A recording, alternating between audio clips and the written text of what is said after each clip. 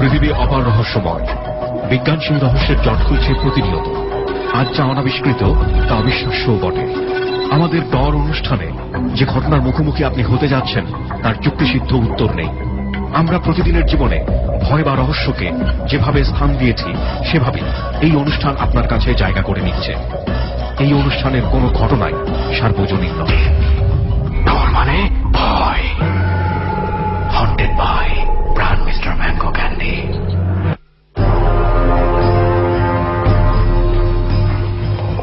প্রিয় শ্রোতা, ডরের ৭৫তম পর্বে আপনাদের সবাইকে স্বাগত জানাচ্ছি। আমি আরজে কিবরিয়া। বৃহস্পতিবারের রাত ১২টা হচ্ছে সময় এবং এই পর্বটি ধারণ করা হয়েছে গত সপ্তাহে গোপালগঞ্জের একটি হাইওয়েতে, একটি হন্টেড প্লেসে। যেই প্লেসটি সম্পর্কে জানিয়েছেন আমাদের এক বন্ধু এবং চিঠি পাওয়ার পরে, মেইল পাওয়ার পরে আমরা সেখানে গত সপ্তাহে এই অনুষ্ঠানটি ধারণ করি। গত সপ্তাহে যারা আমাদের সঙ্গী হয়েছিলেন তরিকুল এবং শামীম, দু বন্ধু তারা, খায়রুল, তপু এবং রেজা, এই চারজনের জীবনের অতিভৌতিক ঘটনাগুলো আজকের পর্বে উঠে আসবে। আমরা শুরু করছি ডরের ৭৫তম পর্ব। পুরো পর্ব জুড়েই আপনাদের সঙ্গে থাকছে সুমন ও রেহান অন দ্য স্পট থেকে। ডরের ৭৫তম পর্ব হন্টেড বাই প্রাণ মিস্টার ম্যাঙ্গো ক্যান্ডি। প্রথমে এই হন্টেড প্লেসে যাওয়ার কিছুটা সাউন্ড বাইট আমরা শুনব।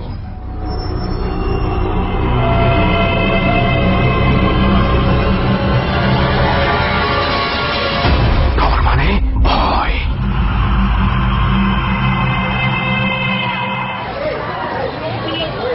আবার শুরু বন্ধু। আজকে শুরু মানে সেই রকম ভাবে শুরু। আজকে প্রিপারেশন, হেভি প্রিপারেশন নিতে হবে। টু উইক না, জার্নিটা একটু বেশি বড়, অনেক বড়, অনেক বড়। অবশ্য বড় জার্নির একটা সুবিধা আছে, ঘুমান যায় ইচ্ছা। এক্স্যাক্টলি তো, সেই জন্য তো আমি খাইয়া নিছি। হ্যাঁ, খাইয়া নিছো। শীতের পোশাক টোশাক ঠিক আছে তো? হ্যাঁ, কারণ ওখানে কিন্তু আমার এখন শীত লাগতেছে, আমার গরম গরম লাগতেছে। ওখানে প্রচুর শীত দোস্ত। এর আগেও গেছি আমরা, যদিও তখন অনেকটা গরমকাল ছিল। কিন্তু এমনিতেও আমি ওই এলাকায় একবার শীতে গিয়েছিলাম আজ থেকে ২-৩ বছর আগে, এবং প্রচুর শীত। তবে একটা ভালো খবর আছে, রাস্তাঘাট অনেক ভালো। তাহলে আর চিন্তার কিছু নাই, ঘুমটা বেশ আরামে হয়। Where are we going, man? আমরা গোপালগঞ্জে যাচ্ছি ম্যান। Yes. সেই পদ্মা পার হতে হবে এবং আমরা ঘুমের জন্য ডেফিনেটলি এবার আর পদ্মার ইলিশ আমরা খাবো না, কারণ যথেষ্ট খেয়েছি পদ্মার ইলিশ।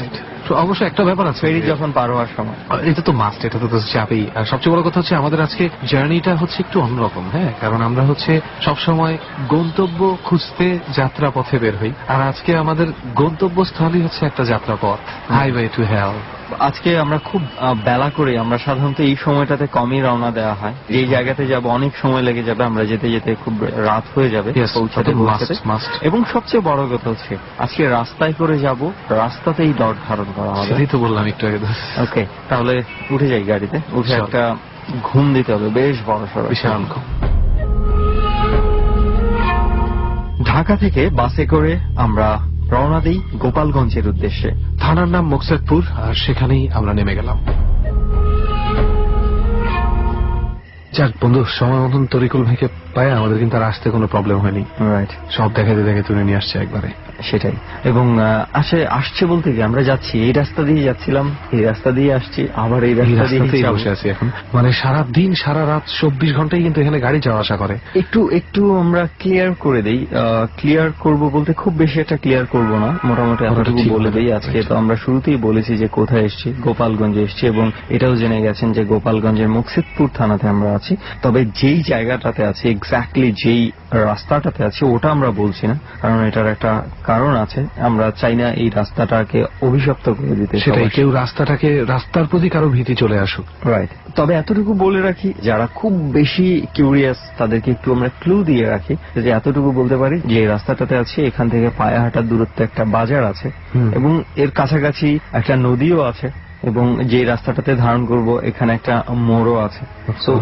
আমরা জাস্ট এতটুকুই বলে দিলাম, বাকিটা একটু বুঝে নিতে হবে। আর যাই হোক, এখন তো কথা হয়েই গেল, কোথায় আছি না আছি সব তো বলে দিলাম। চল, এখানে কেন এসেছি এটা এবার শুনি। রাইট, তাহলে আমরা শুরু করতে হবে সেই তরিকুল ভাইকে দিয়ে। আমরা শুরু করছি। ট্রু। সো আমার মনে হয় আজকে আমরা শুরুটা অবশ্যই আপনাকে দিয়ে করব। ভাই আপনার নামটা? আমার মোহাম্মদ তরিকুল শেখ। মোহাম্মদ তরিকুল শেখ, আর আমরা আপনাকে ডাকনাম হিসেবে তারেক ভাই নামে ডাকতে পারি, তাই তো? ওকে, সো তারেক ভাই আপনার সাথে কথা বলা শুরু করব, আপনার এক্সপেরিয়েন্সটা নেওয়া শুরু করব। তার আগে আপনাকে একটু ধন্যবাদ দিই যে এই জায়গাটাতে আমাদেরকে নিয়ে আসার জন্য। এই জায়গাটাতে আপনি আমাদেরকে মূলত নিয়ে এসেছেন কারণ হচ্ছে এখানে বেশ কিছু ভয়ঙ্কর ঘটনা ঘটে এবং ঘটার পেছনের ব্যাকগ্রাউন্ড স্টোরি হচ্ছে এটা কাইন্ড অফ একটা অ্যাক্সিডেন্টাল রোড হিসাবে পরিচিত, যে এখানে খুব অ্যাক্সিডেন্ট হয়, তাই না? তো সেই সম্বন্ধে কি আপনার কিছু বলার আছে এই জায়গাটা সম্বন্ধে? হ্যাঁ, এই জায়গার সম্বন্ধে আমার যে কাহিনীটা আমি আজকে শেয়ার করবো আপনাদের সঙ্গে, এই কাহিনীটা মেইন হচ্ছে এই অ্যাক্সিডেন্টটা নিয়ে। এই অ্যাক্সিডেন্টটা হয় হচ্ছে 2012 সালের 16 ডিসেম্বর প্রথম অ্যাক্সিডেন্টটা। দিনটা থাকে রবিবার। এই আমরা যেখানে আছি এর পাশেই একটা বাজার আপনাদের দেখাইছি আসার আগে।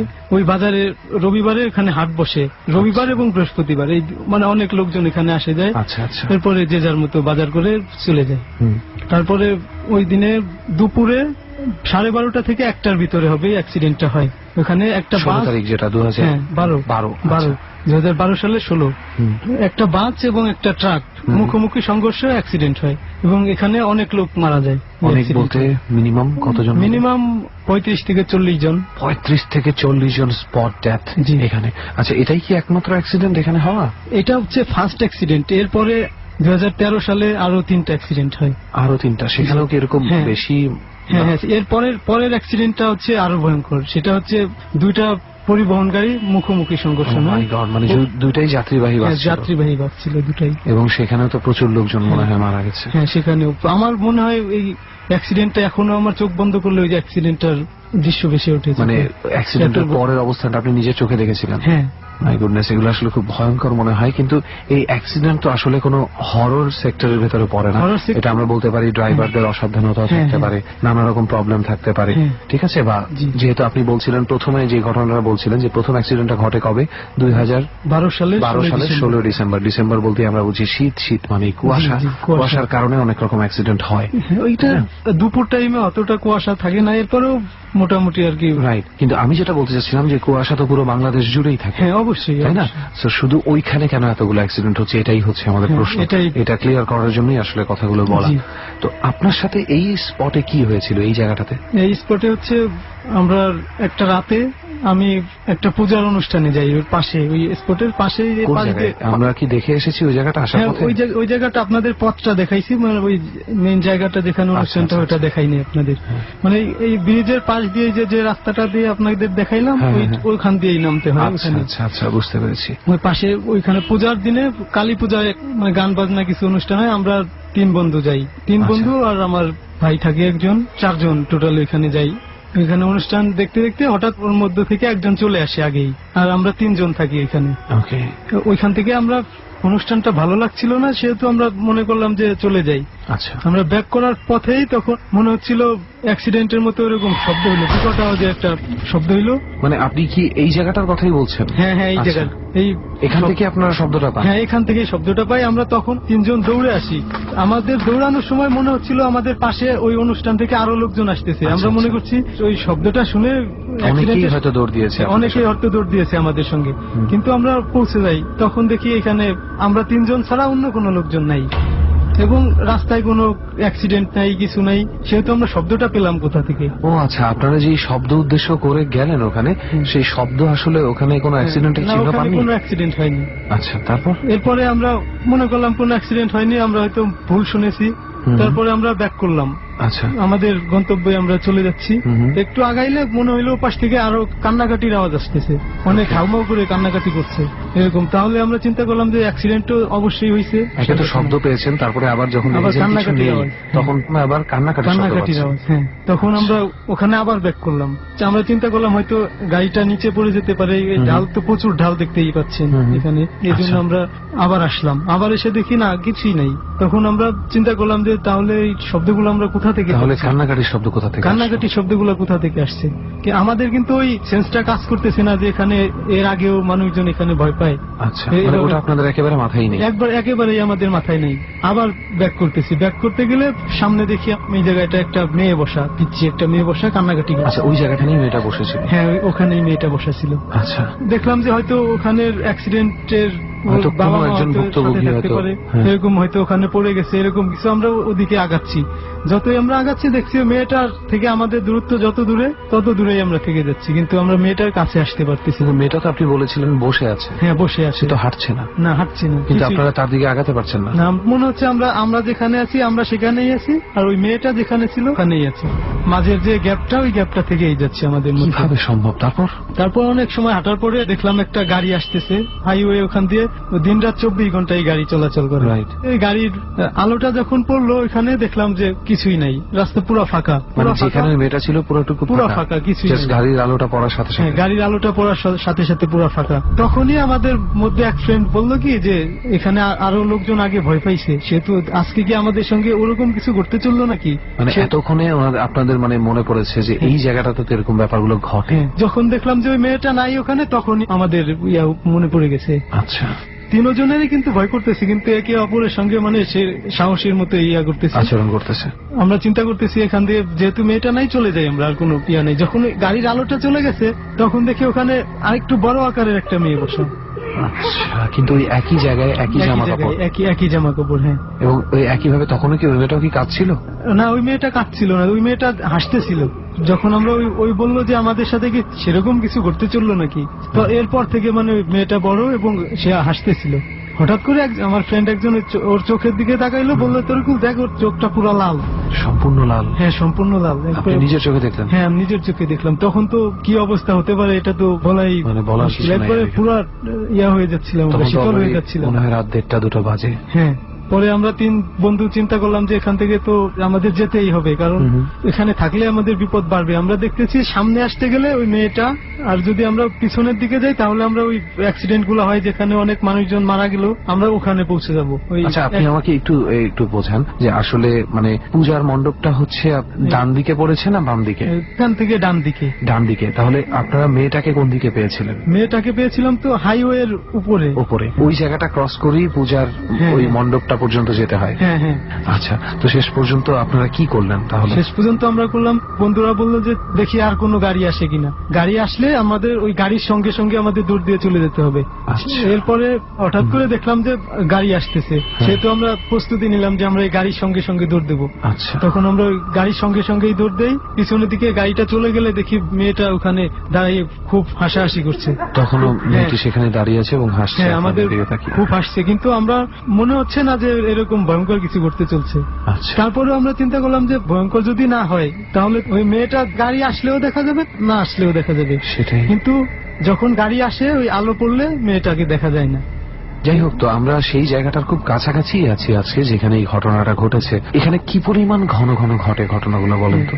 হ্যাঁ, এই ধরনের ব্যাপারগুলো অনেকেই ওখানে দেখে। অনেক সময় ওখানে যাচ্ছে ওনার কেউ চেনার কথা না ওখান থেকে, কিন্তু মনে হচ্ছে ওনাকে কেউ ওখানে নাম ধরে ডাকে, তার নাম পরিচিত ধরে। মানুষের ভয়েসে। হ্যাঁ, আর একটা কাহিনী কি ওখানে পিচ্চি মেয়ে কিন্তু অরিজিনালি ওখানে মারা যায় অ্যাক্সিডেন্টের সময়। আচ্ছা। একটা পিচ্চি মেয়ে মারা যায়, মানে অনেক লোকই টোটাল মারা যায় এবং ওখানে। তার মধ্যে একটা ছোট বাচ্চা মেয়েও ছিল। ছোট বাচ্চাও ছিল ওখানে। যাই হোক, আমরা শুনলাম আপনার এক্সপেরিয়েন্সটা, আর আপনার সাথে আপনার এক বন্ধু আছে হ্যাঁ, আমাদের হ্যাঁ, আমার বন্ধু আছে ডট টিমের সাথে জয়েন করেছে, তার নামটা জানতে চাই আপনার কাছে। শামীম তালুকদার। ওকে, তাহলে আমরা এখন শামীম ভাইয়ের সাথে কথা বলবো। আমরা একটু সারপ্রাইজের মতনই রেখেছি, তার এক বন্ধু আমাদের সাথেই আছে, অর্থাৎ শামীম ভাই। শামীম ভাই কেমন আছেন? জি ভালো, আপনি কেমন আছেন? এই তো ভাই, আমরা ভালোই আছি। তো শামীম ভাই, আপনার সাথে যে ঘটনাগুলো ঘটে সেই ঘটনাগুলো কি আপনি আমাদের সাথে শেয়ার করবেন? আপনার সাথে ঘটা কোনো ঘটনা নাকি আপনি কোথাও থেকে শুনেছেন? অবশ্যই আমার সাথে থাকা একটা ঘটনা আছে, এরপর আমার বড় ভাইয়ের সঙ্গে একটা ঘটনা আছে, সেটাও আমি বলতে চাচ্ছিলাম। প্লিজ, তাহলে আমরা শুরু করি, যেটা আপনি আগে বলতে চান। আমার নিজেরটাই আমি আগে বলতে চাচ্ছিলাম, ওটাও আমার বড় ভাই আমার সঙ্গে ছিল, তারপর ওটাই আমি আগে বলতে চাই। প্লিজ। তো ওটা হচ্ছে আমার বড় ভাই আর আমাদের পাশের একটা চাচাতো ভাই, হুম। তিনজনে মিলে আমরা রাতে আমাদের গ্রাম এলাকায় পাটখড়ির আগুন জ্বালিয়ে মাছ ধরা হয় রাত্রে বেলা। হ্যাঁ।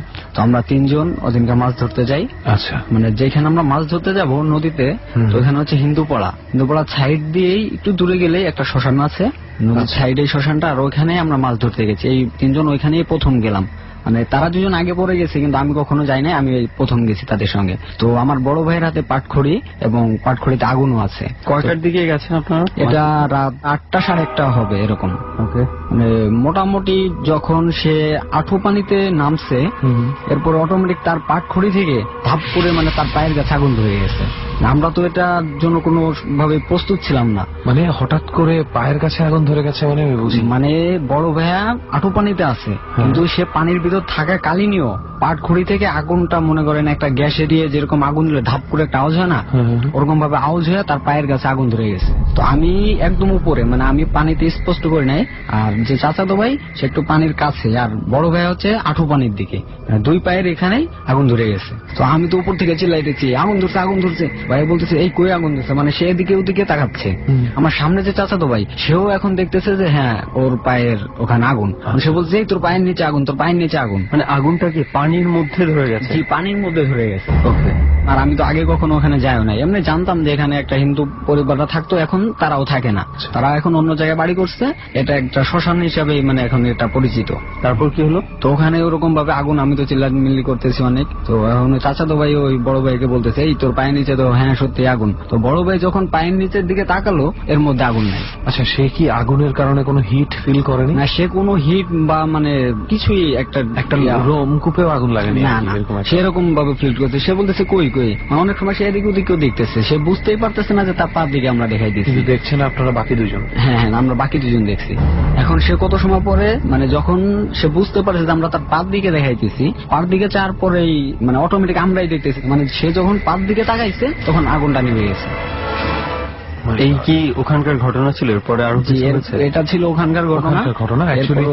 আচ্ছা, এটা কোন এলাকায় যেন বলছিলেন আপনাদের বাড়িটা? এটা হচ্ছে গোপালগঞ্জ জেলার ভিতর মোকশেদপুর থানা, আর গ্রামটা হচ্ছে বাহিরবাগ। আর এটা আচ্ছা, আপনাদের ওই এলাকার ওই আশেপাশে কি খুব গ্যাস ফিল্ড আছে এরকম কোনো কিছু? না, আমাদের ওখানে তো গ্যাস কোনো ফিল্ডের ইয়া নাই। তো আর আমি এটা যেটার কথা বললাম, নদীটা হচ্ছে কুমার নদী। আচ্ছা, তো কুমার নদীটা এরকম অবস্থা এখন যে বর্ষাকালে অনেক পানি, যেমন একজন মানুষ এপার থেকে ওপার সাঁতার কেটে যাইতে ভয় পায়, এরকম যে সময় পানিটা চলে যায় চৈত্র মাসের দিকে একদম নদীটা পুরো শুকনা হয়ে যায়। না, আসলে আমি এটা জানতে চেষ্টা করছিলাম কেন যে উনি যেভাবে আগুন ধরার বর্ণনাটা দিলেন, এক হতে পারতো যে হাতে যদি কোনো মানে ডিজেল থাকতো, পেট্রোল থাকতো, কেরোসিন থাকতো, হয়তো পড়েছে, তখন পানিতেও কিছু সময়ের জন্য হয়তো ওই জিনিসটা জ্বলে যাওয়া পর্যন্ত আগুনটা থাকতো। তো আমরা তো গেছি মাছ ধরতে, তো ওখানে তো আমাদের এরকম কোনো দরকারই নাই যে ডিজেল বা কোন কেরোসিন এরকম তো আমাদের।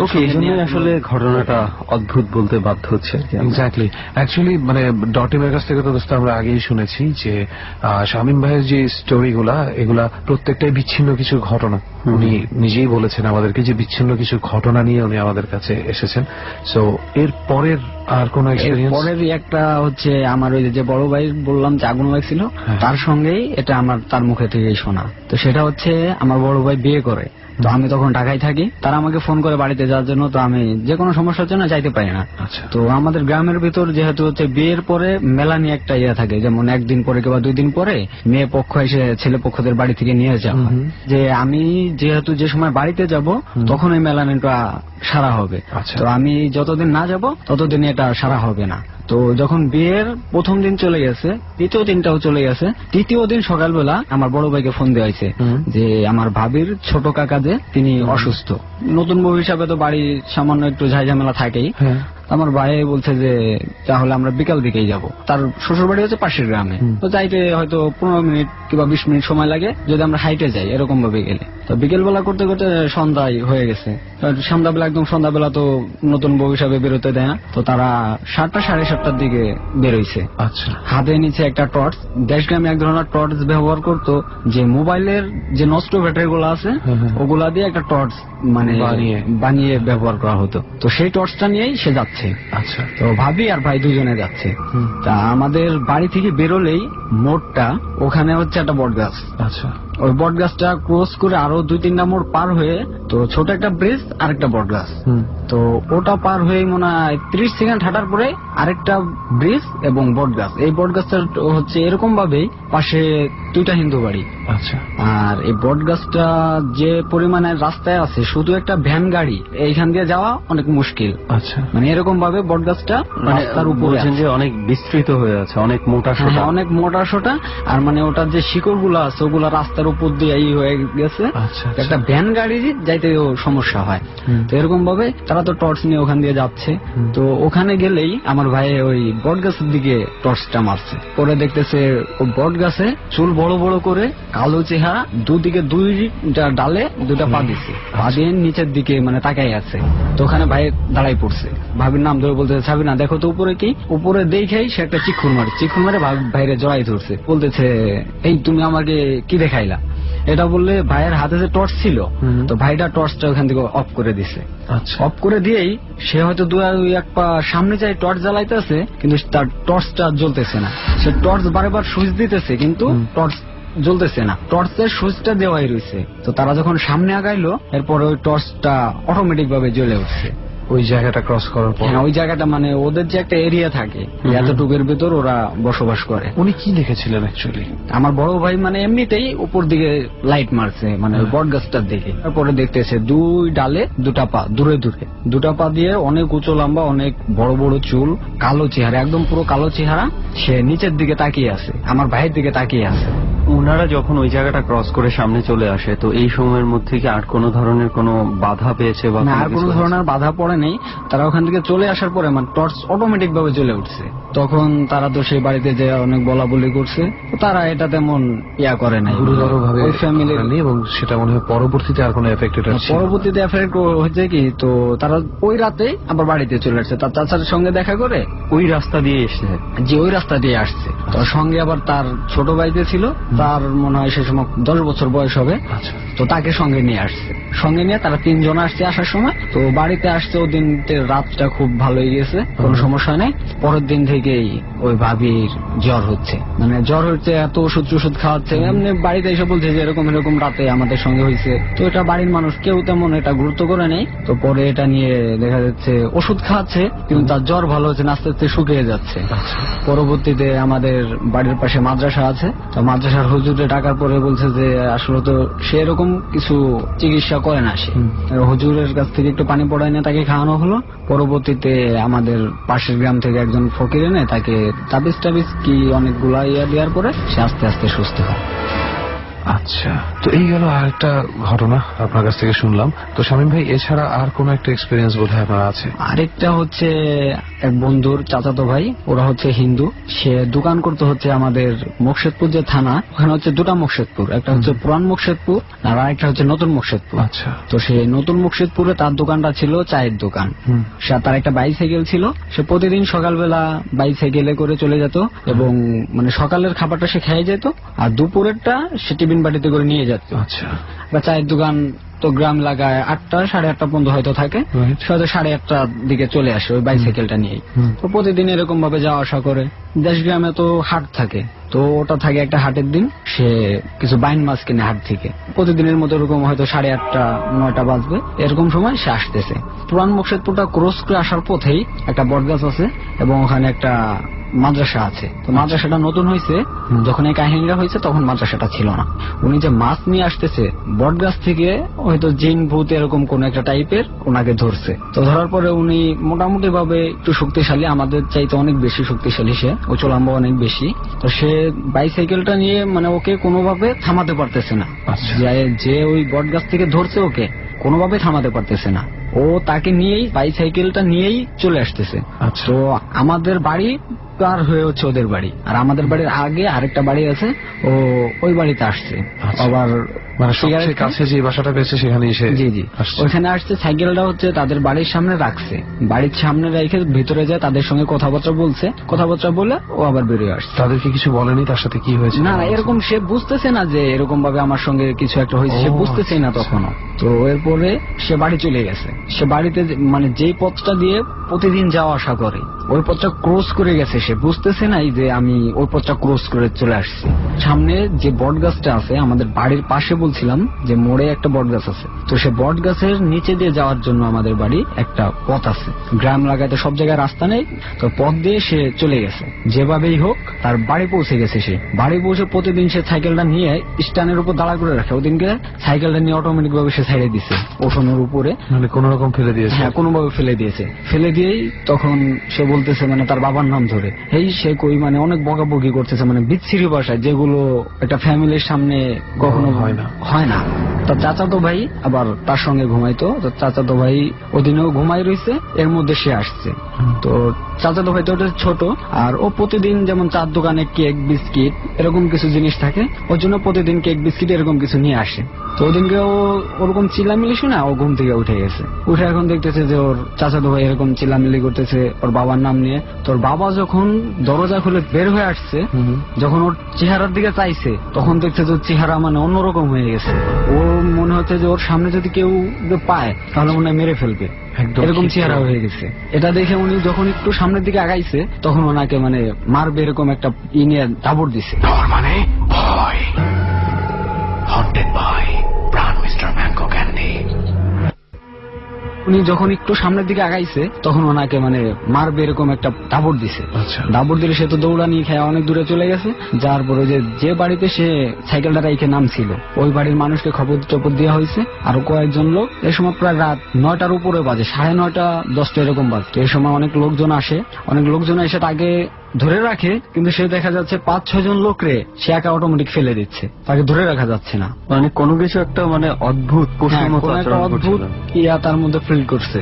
তারপরে পাশের বাড়ি একটা মানে মোটামুটি ফকির আছে, তো তাকে ডাকে আনা হয়। সে আইসে ওকে একটু পানি পড়া তার গতরে ছিটিয়ে বলে যে না, একে আমার সম্ভব না, তোমরা অন্য কাউকে ডেকে আনো। তারপরে আমাদের মানে ওই যে লোকটার বাড়ি প্রথমে সে সাইকেলটা রেখে গেছিল, তার বড় ভাইয়ের শ্বশুর বাড়ি, সেই শ্বশুর আবার মানে এই সম্বন্ধে অনেক ভালো কিছু জানে। তো তার কথা বলছে সবাই যে তাকে নিয়ে আসা হোক। তারা বলছে যে এত রাতে তো সে আসবে না, আর সে এখন মানে এরকম অবস্থায় সে হাইটে কোথাও যেতে পারে না, মানে সেও অসুস্থ। যদি তাকে আনতে হয় গাড়িতে করে আনতে হয়, আবার তাকে দিয়ে আসতে হয়। তো তাকে আনা হয়েছে। আনা হওয়ার পরে সে একটা গোল বৃত্ত দিছে ভিতরে, এটার ভিতর ওই ছেলেটাকে বসাইছে। বসানোর পরে একটা লাঠি দিয়ে সে 3টা বাড়ি দিছে মাটিতে। বাড়ি দেওয়ার পরেই ও মানে বসা এরকম ভাবে বসা যে ওর কোনো সেন্স নাই। যখন 3টা বাড়ি দিছে তখন সে আবার উঠে বসছে। পরে ওই কবিরাজ থেকে শোনা গেল যে ওরা 3টা জিন মিলে ওর উপর ভর করছে। তো এরপরে ওর জিনকে চলে যেতে বলা হয়েছে, কিন্তু ওরা যাবে না কোনোভাবেই। তো অনেক কবিরাজ অনেক ইয়া করার পরে বললে হ্যাঁ যাবো। তা বলছে যাবি তো, তুই তো এমনি তোকে পাঠাবো না, তোর কিছু একটা নিয়ে যাইতে হবে। বলছে না, আমি কিছু নিয়ে যাবো না, এমনিতেই যাবো। প্রথমে বলছে তুই একটা জুতা নিয়ে যাবি, তা বলছে না, জুতা নিয়ে যাবো না। পরে বলছে যে তাহলে একটা ভরা কলসি পানি ভর্তি, ওটা নিয়ে তুই যাবি। তো সে কোনোভাবেই হচ্ছে না। পরে অনেক ইয়ার করার পরে সে রাজি হয়েছে, হ্যাঁ একটা ভরা কলসি নিয়েই যাবো। তো একটা ভরা কলসি নিয়ে আর আরেকটা ইয়া রাখছে যে তার বাবার সঙ্গে তো সে অনেক বকাবকি করছে। তো এখন বলতেছে যে এই বাবাটা পায়ের নিচে দিয়ে তুই যাবি। তো অনেক ইয়া করার পর বলছে হ্যাঁ তাও ঠিক আছে, কলস নিয়ে আমি এখান দিয়েই যাবো। তা আচ্ছা ঠিক আছে, এরকম ভাবে যাবা। মানে ফকিরটা আবার পানি পড়ে তার গায়ে ছিটিয়ে দিল আর বললো যে কলসটা নিয়ে তুই চলে যা। তো সে সেরকম ভাবেই তার বাবার পার নিচে দিয়ে ওই কলসটা নিয়ে সে প্রায় 10 থেকে 20 সেকেন্ড হাঁটার পরেই সে অলরেডি পড়ে যায় ওখানে। পড়ে যাওয়ার পরে তো সবাই তাকে বালতি দিয়ে পানি দিয়ে গোসল করানোর পরে সে যখন হুঁশ হয় তখন বলা হয় কিরে তোর সঙ্গে এরকম হয়েছে? তো বলে কই না তো, আমি তো কিছুই জানি না, আমি তো এতক্ষণ যা ঘটে গেছে সে কিছুই বলতে না, সে কিছুই বুঝতে পারছে না। কিন্তু সে তখন তো সুস্থ হয়ে সে তখন সুস্থ হয়ে গেছে। এটা ছিল আমার ঘটনা। ওকে, ফাইনালি আপনার এক এক করে 3টা ঘটনাই জানা হয়ে গেল। যদিও মোস্ট সিমিলার এই ঘটনা আমরা অনেকের কাছেই শুনেছি, এবং আসলে ঘটনাগুলো হয়তো বা অনেকের সাথেই ঘটে। গ্রামে গেলে এই ঘটনাগুলো অহরহ এমন পাওয়া যায়, ভিকটিম পাওয়া যায় যাদের সাথে ঘটেছে। তো যাই হোক, অনেক ধন্যবাদ আপনাদেরকে। ওকে, ডট চলছে এবং একের পর এক এক্সপিরিয়েন্স আমরা পাচ্ছি এবং শেয়ার করছে যারা, আমাদের নিজেরও এক্সপিরিয়েন্স বাড়ছে। আই থিঙ্ক যারা ডট শুনছে প্রত্যেকেরই এনরিচ হচ্ছে। হ্যাঁ, এবং আমার মনে হয় ডট রেগুলার যারা শুনে খুব বেশি ইন্টারেস্টেড। বৃহস্পতিবার রাতে দেখা যায় যে তাদের অনেক প্যানিকের মধ্যে কাটে। ডর শেষ হওয়ার পরের অংশটাও একটা ডরের প্রভাবটা রয়ে যায়, which is actually fear, I think. Right. তবে আমি একটু বলতে চাই যে এক কাজ করবেন, ডট শেষ হওয়ার সাথে সাথে ঘুমিয়ে পড়ার চেষ্টা করবেন। তাহলেই হয়তো মানে ওই ভাবার সময় পাবেন না যে কি হয়েছে না হয়েছে, সবগুলো নিয়ে ভাবতে ভাবতে দেখা যাবে আপনিও নতুন কোনো এক্সপিরিয়েন্সের মধ্যে পড়ে গেছেন। সেটাই, লেটস নট ডু দ্যাট। আমরা তার চেয়ে বরং আমাদের এখানে অলরেডি অনেক অতিথি তো আছেই, অনেকের কথা আমরা শুনেওছি। এবার কার এক্সপিরিয়েন্স? এবার হচ্ছে আমরা যার ঘটনাটা এবার শুনবো তার পরিচয়টা তার কাছ থেকে জেনে নিই। অলরাইট, ভাইয়া আপনার নামটা বলেন। দুজনকেই ধন্যবাদ অসংখ্য। তো আমার নাম হচ্ছে খাইরুল ইসান। আচ্ছা, তো আমি আজকে আমার কিছু এক্সপিরিয়েন্স আপনাদের সাথে কি শেয়ার করেন করব। আপনি? আমি হচ্ছে যে এখন আপাতত আমি একটা ছোটখাটো বিজনেস করছি। ওকে, তো খায়রুল ভাই, আমরা ডট টিমের কাছে শুনেছি আপনার বেশ কিছু এক্সপিরিয়েন্স আছে, এবং যেটা আমি আর রেহান শুনে মোটামুটি এক্সাইটেড যে কিছু ভালো কিছু হয়তো বা ঘটনা শুনতে পাবো। সো আমরা স্টার্ট করি যে কোন এক্সপিরিয়েন্স গুলো আপনি শেয়ার করতে চান। আমি প্রথমে শুরু করতে যাচ্ছি, আমি যখন ক্লাস 5-এ পড়ি তখন থেকে আমার আব্বা গভর্নমেন্ট সার্ভিস করতেন। এটা হচ্ছে কিশোরগঞ্জ। তো কিশোরগঞ্জের একটা ইন্ডাস্ট্রিয়াল এরিয়া, বৃহৎ আকারের, ওখানে আমরা থাকতাম প্রথমে। সেটা তখন সরকারি মিল ছিল। আচ্ছা, এখন হয়তো একটা পরিত্যক্ত হন্টেড এরিয়া বলা চলে। পুরো সরাসরি ঘটনাতে চলে যাচ্ছে। যার কিশোরগঞ্জে থাকে বা ওই কিশোরগঞ্জ সম্পর্কে যাদের ধারণা আছে ওই এলাকাতে, তারা অবশ্যই বুঝতে পারবে যে আমি কোন জায়গার কথা বলছি। আচ্ছা, ওই মিলের ভিতরে একটা 5তলা টাঙ্কি রয়েছে, পানির টাঙ্কি। আচ্ছা, ঢাকাতে বড় বড় যে পানির টাঙ্কি গুলো দেখি সেম ওই রকম। ওইটার পাশে আমাদের বাসা ছিল। আমি ছোটবেলা থেকে ভয়টই পাইতাম খুব বেশি। তো আম্মুকে নিয়ে বের হইতাম, যখনই বের হইতাম যে আম্মুর ডাকতাম, আম্মু তুমি বের হও, আমি একটু বাইরে যাব। তো একদিন এরকম ভাবে আমি বের হলাম, আম্মু আমার পাশেই ছিল।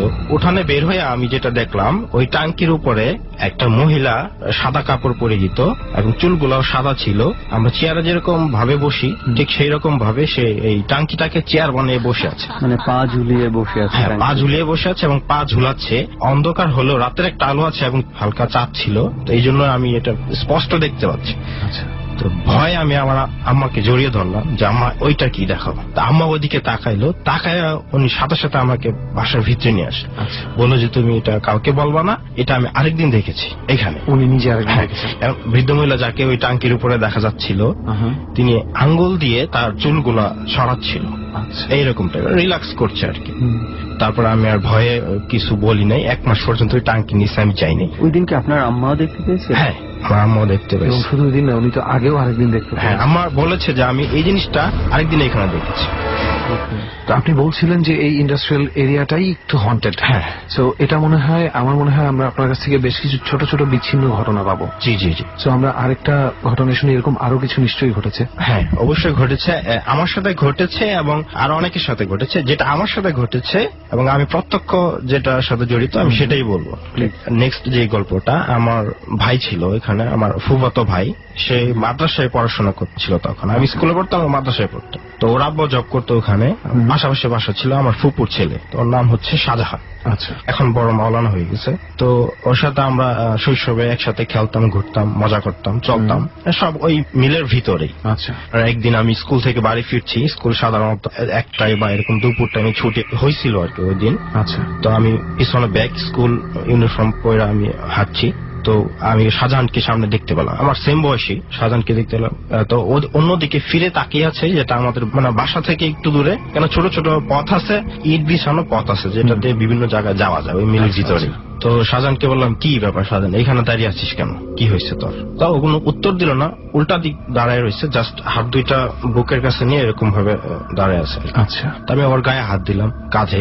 কি হয়েছে, কথা কস না কেন? ও কিছুই বলছে না। তা আমি জাস্ট এই বাহু দিয়ে ওর একটা ধাক্কা দিয়ে, আমরা ফ্রেন্ড, জাস্ট আমরা সবসময় মজা করি, চলে যেতে লেগেছি। তো পিছন দিক দিয়ে আমাকে ধরছে, আমার কলারে, জাস্ট পিছন দিক দিয়ে। তো ধরার পর আমি যেটা অনুভব করলাম যে ও তো এত শক্তিশালী না, জাস্ট বড়রা ধরলে যেরকম হয় ঠিক ওই রকম।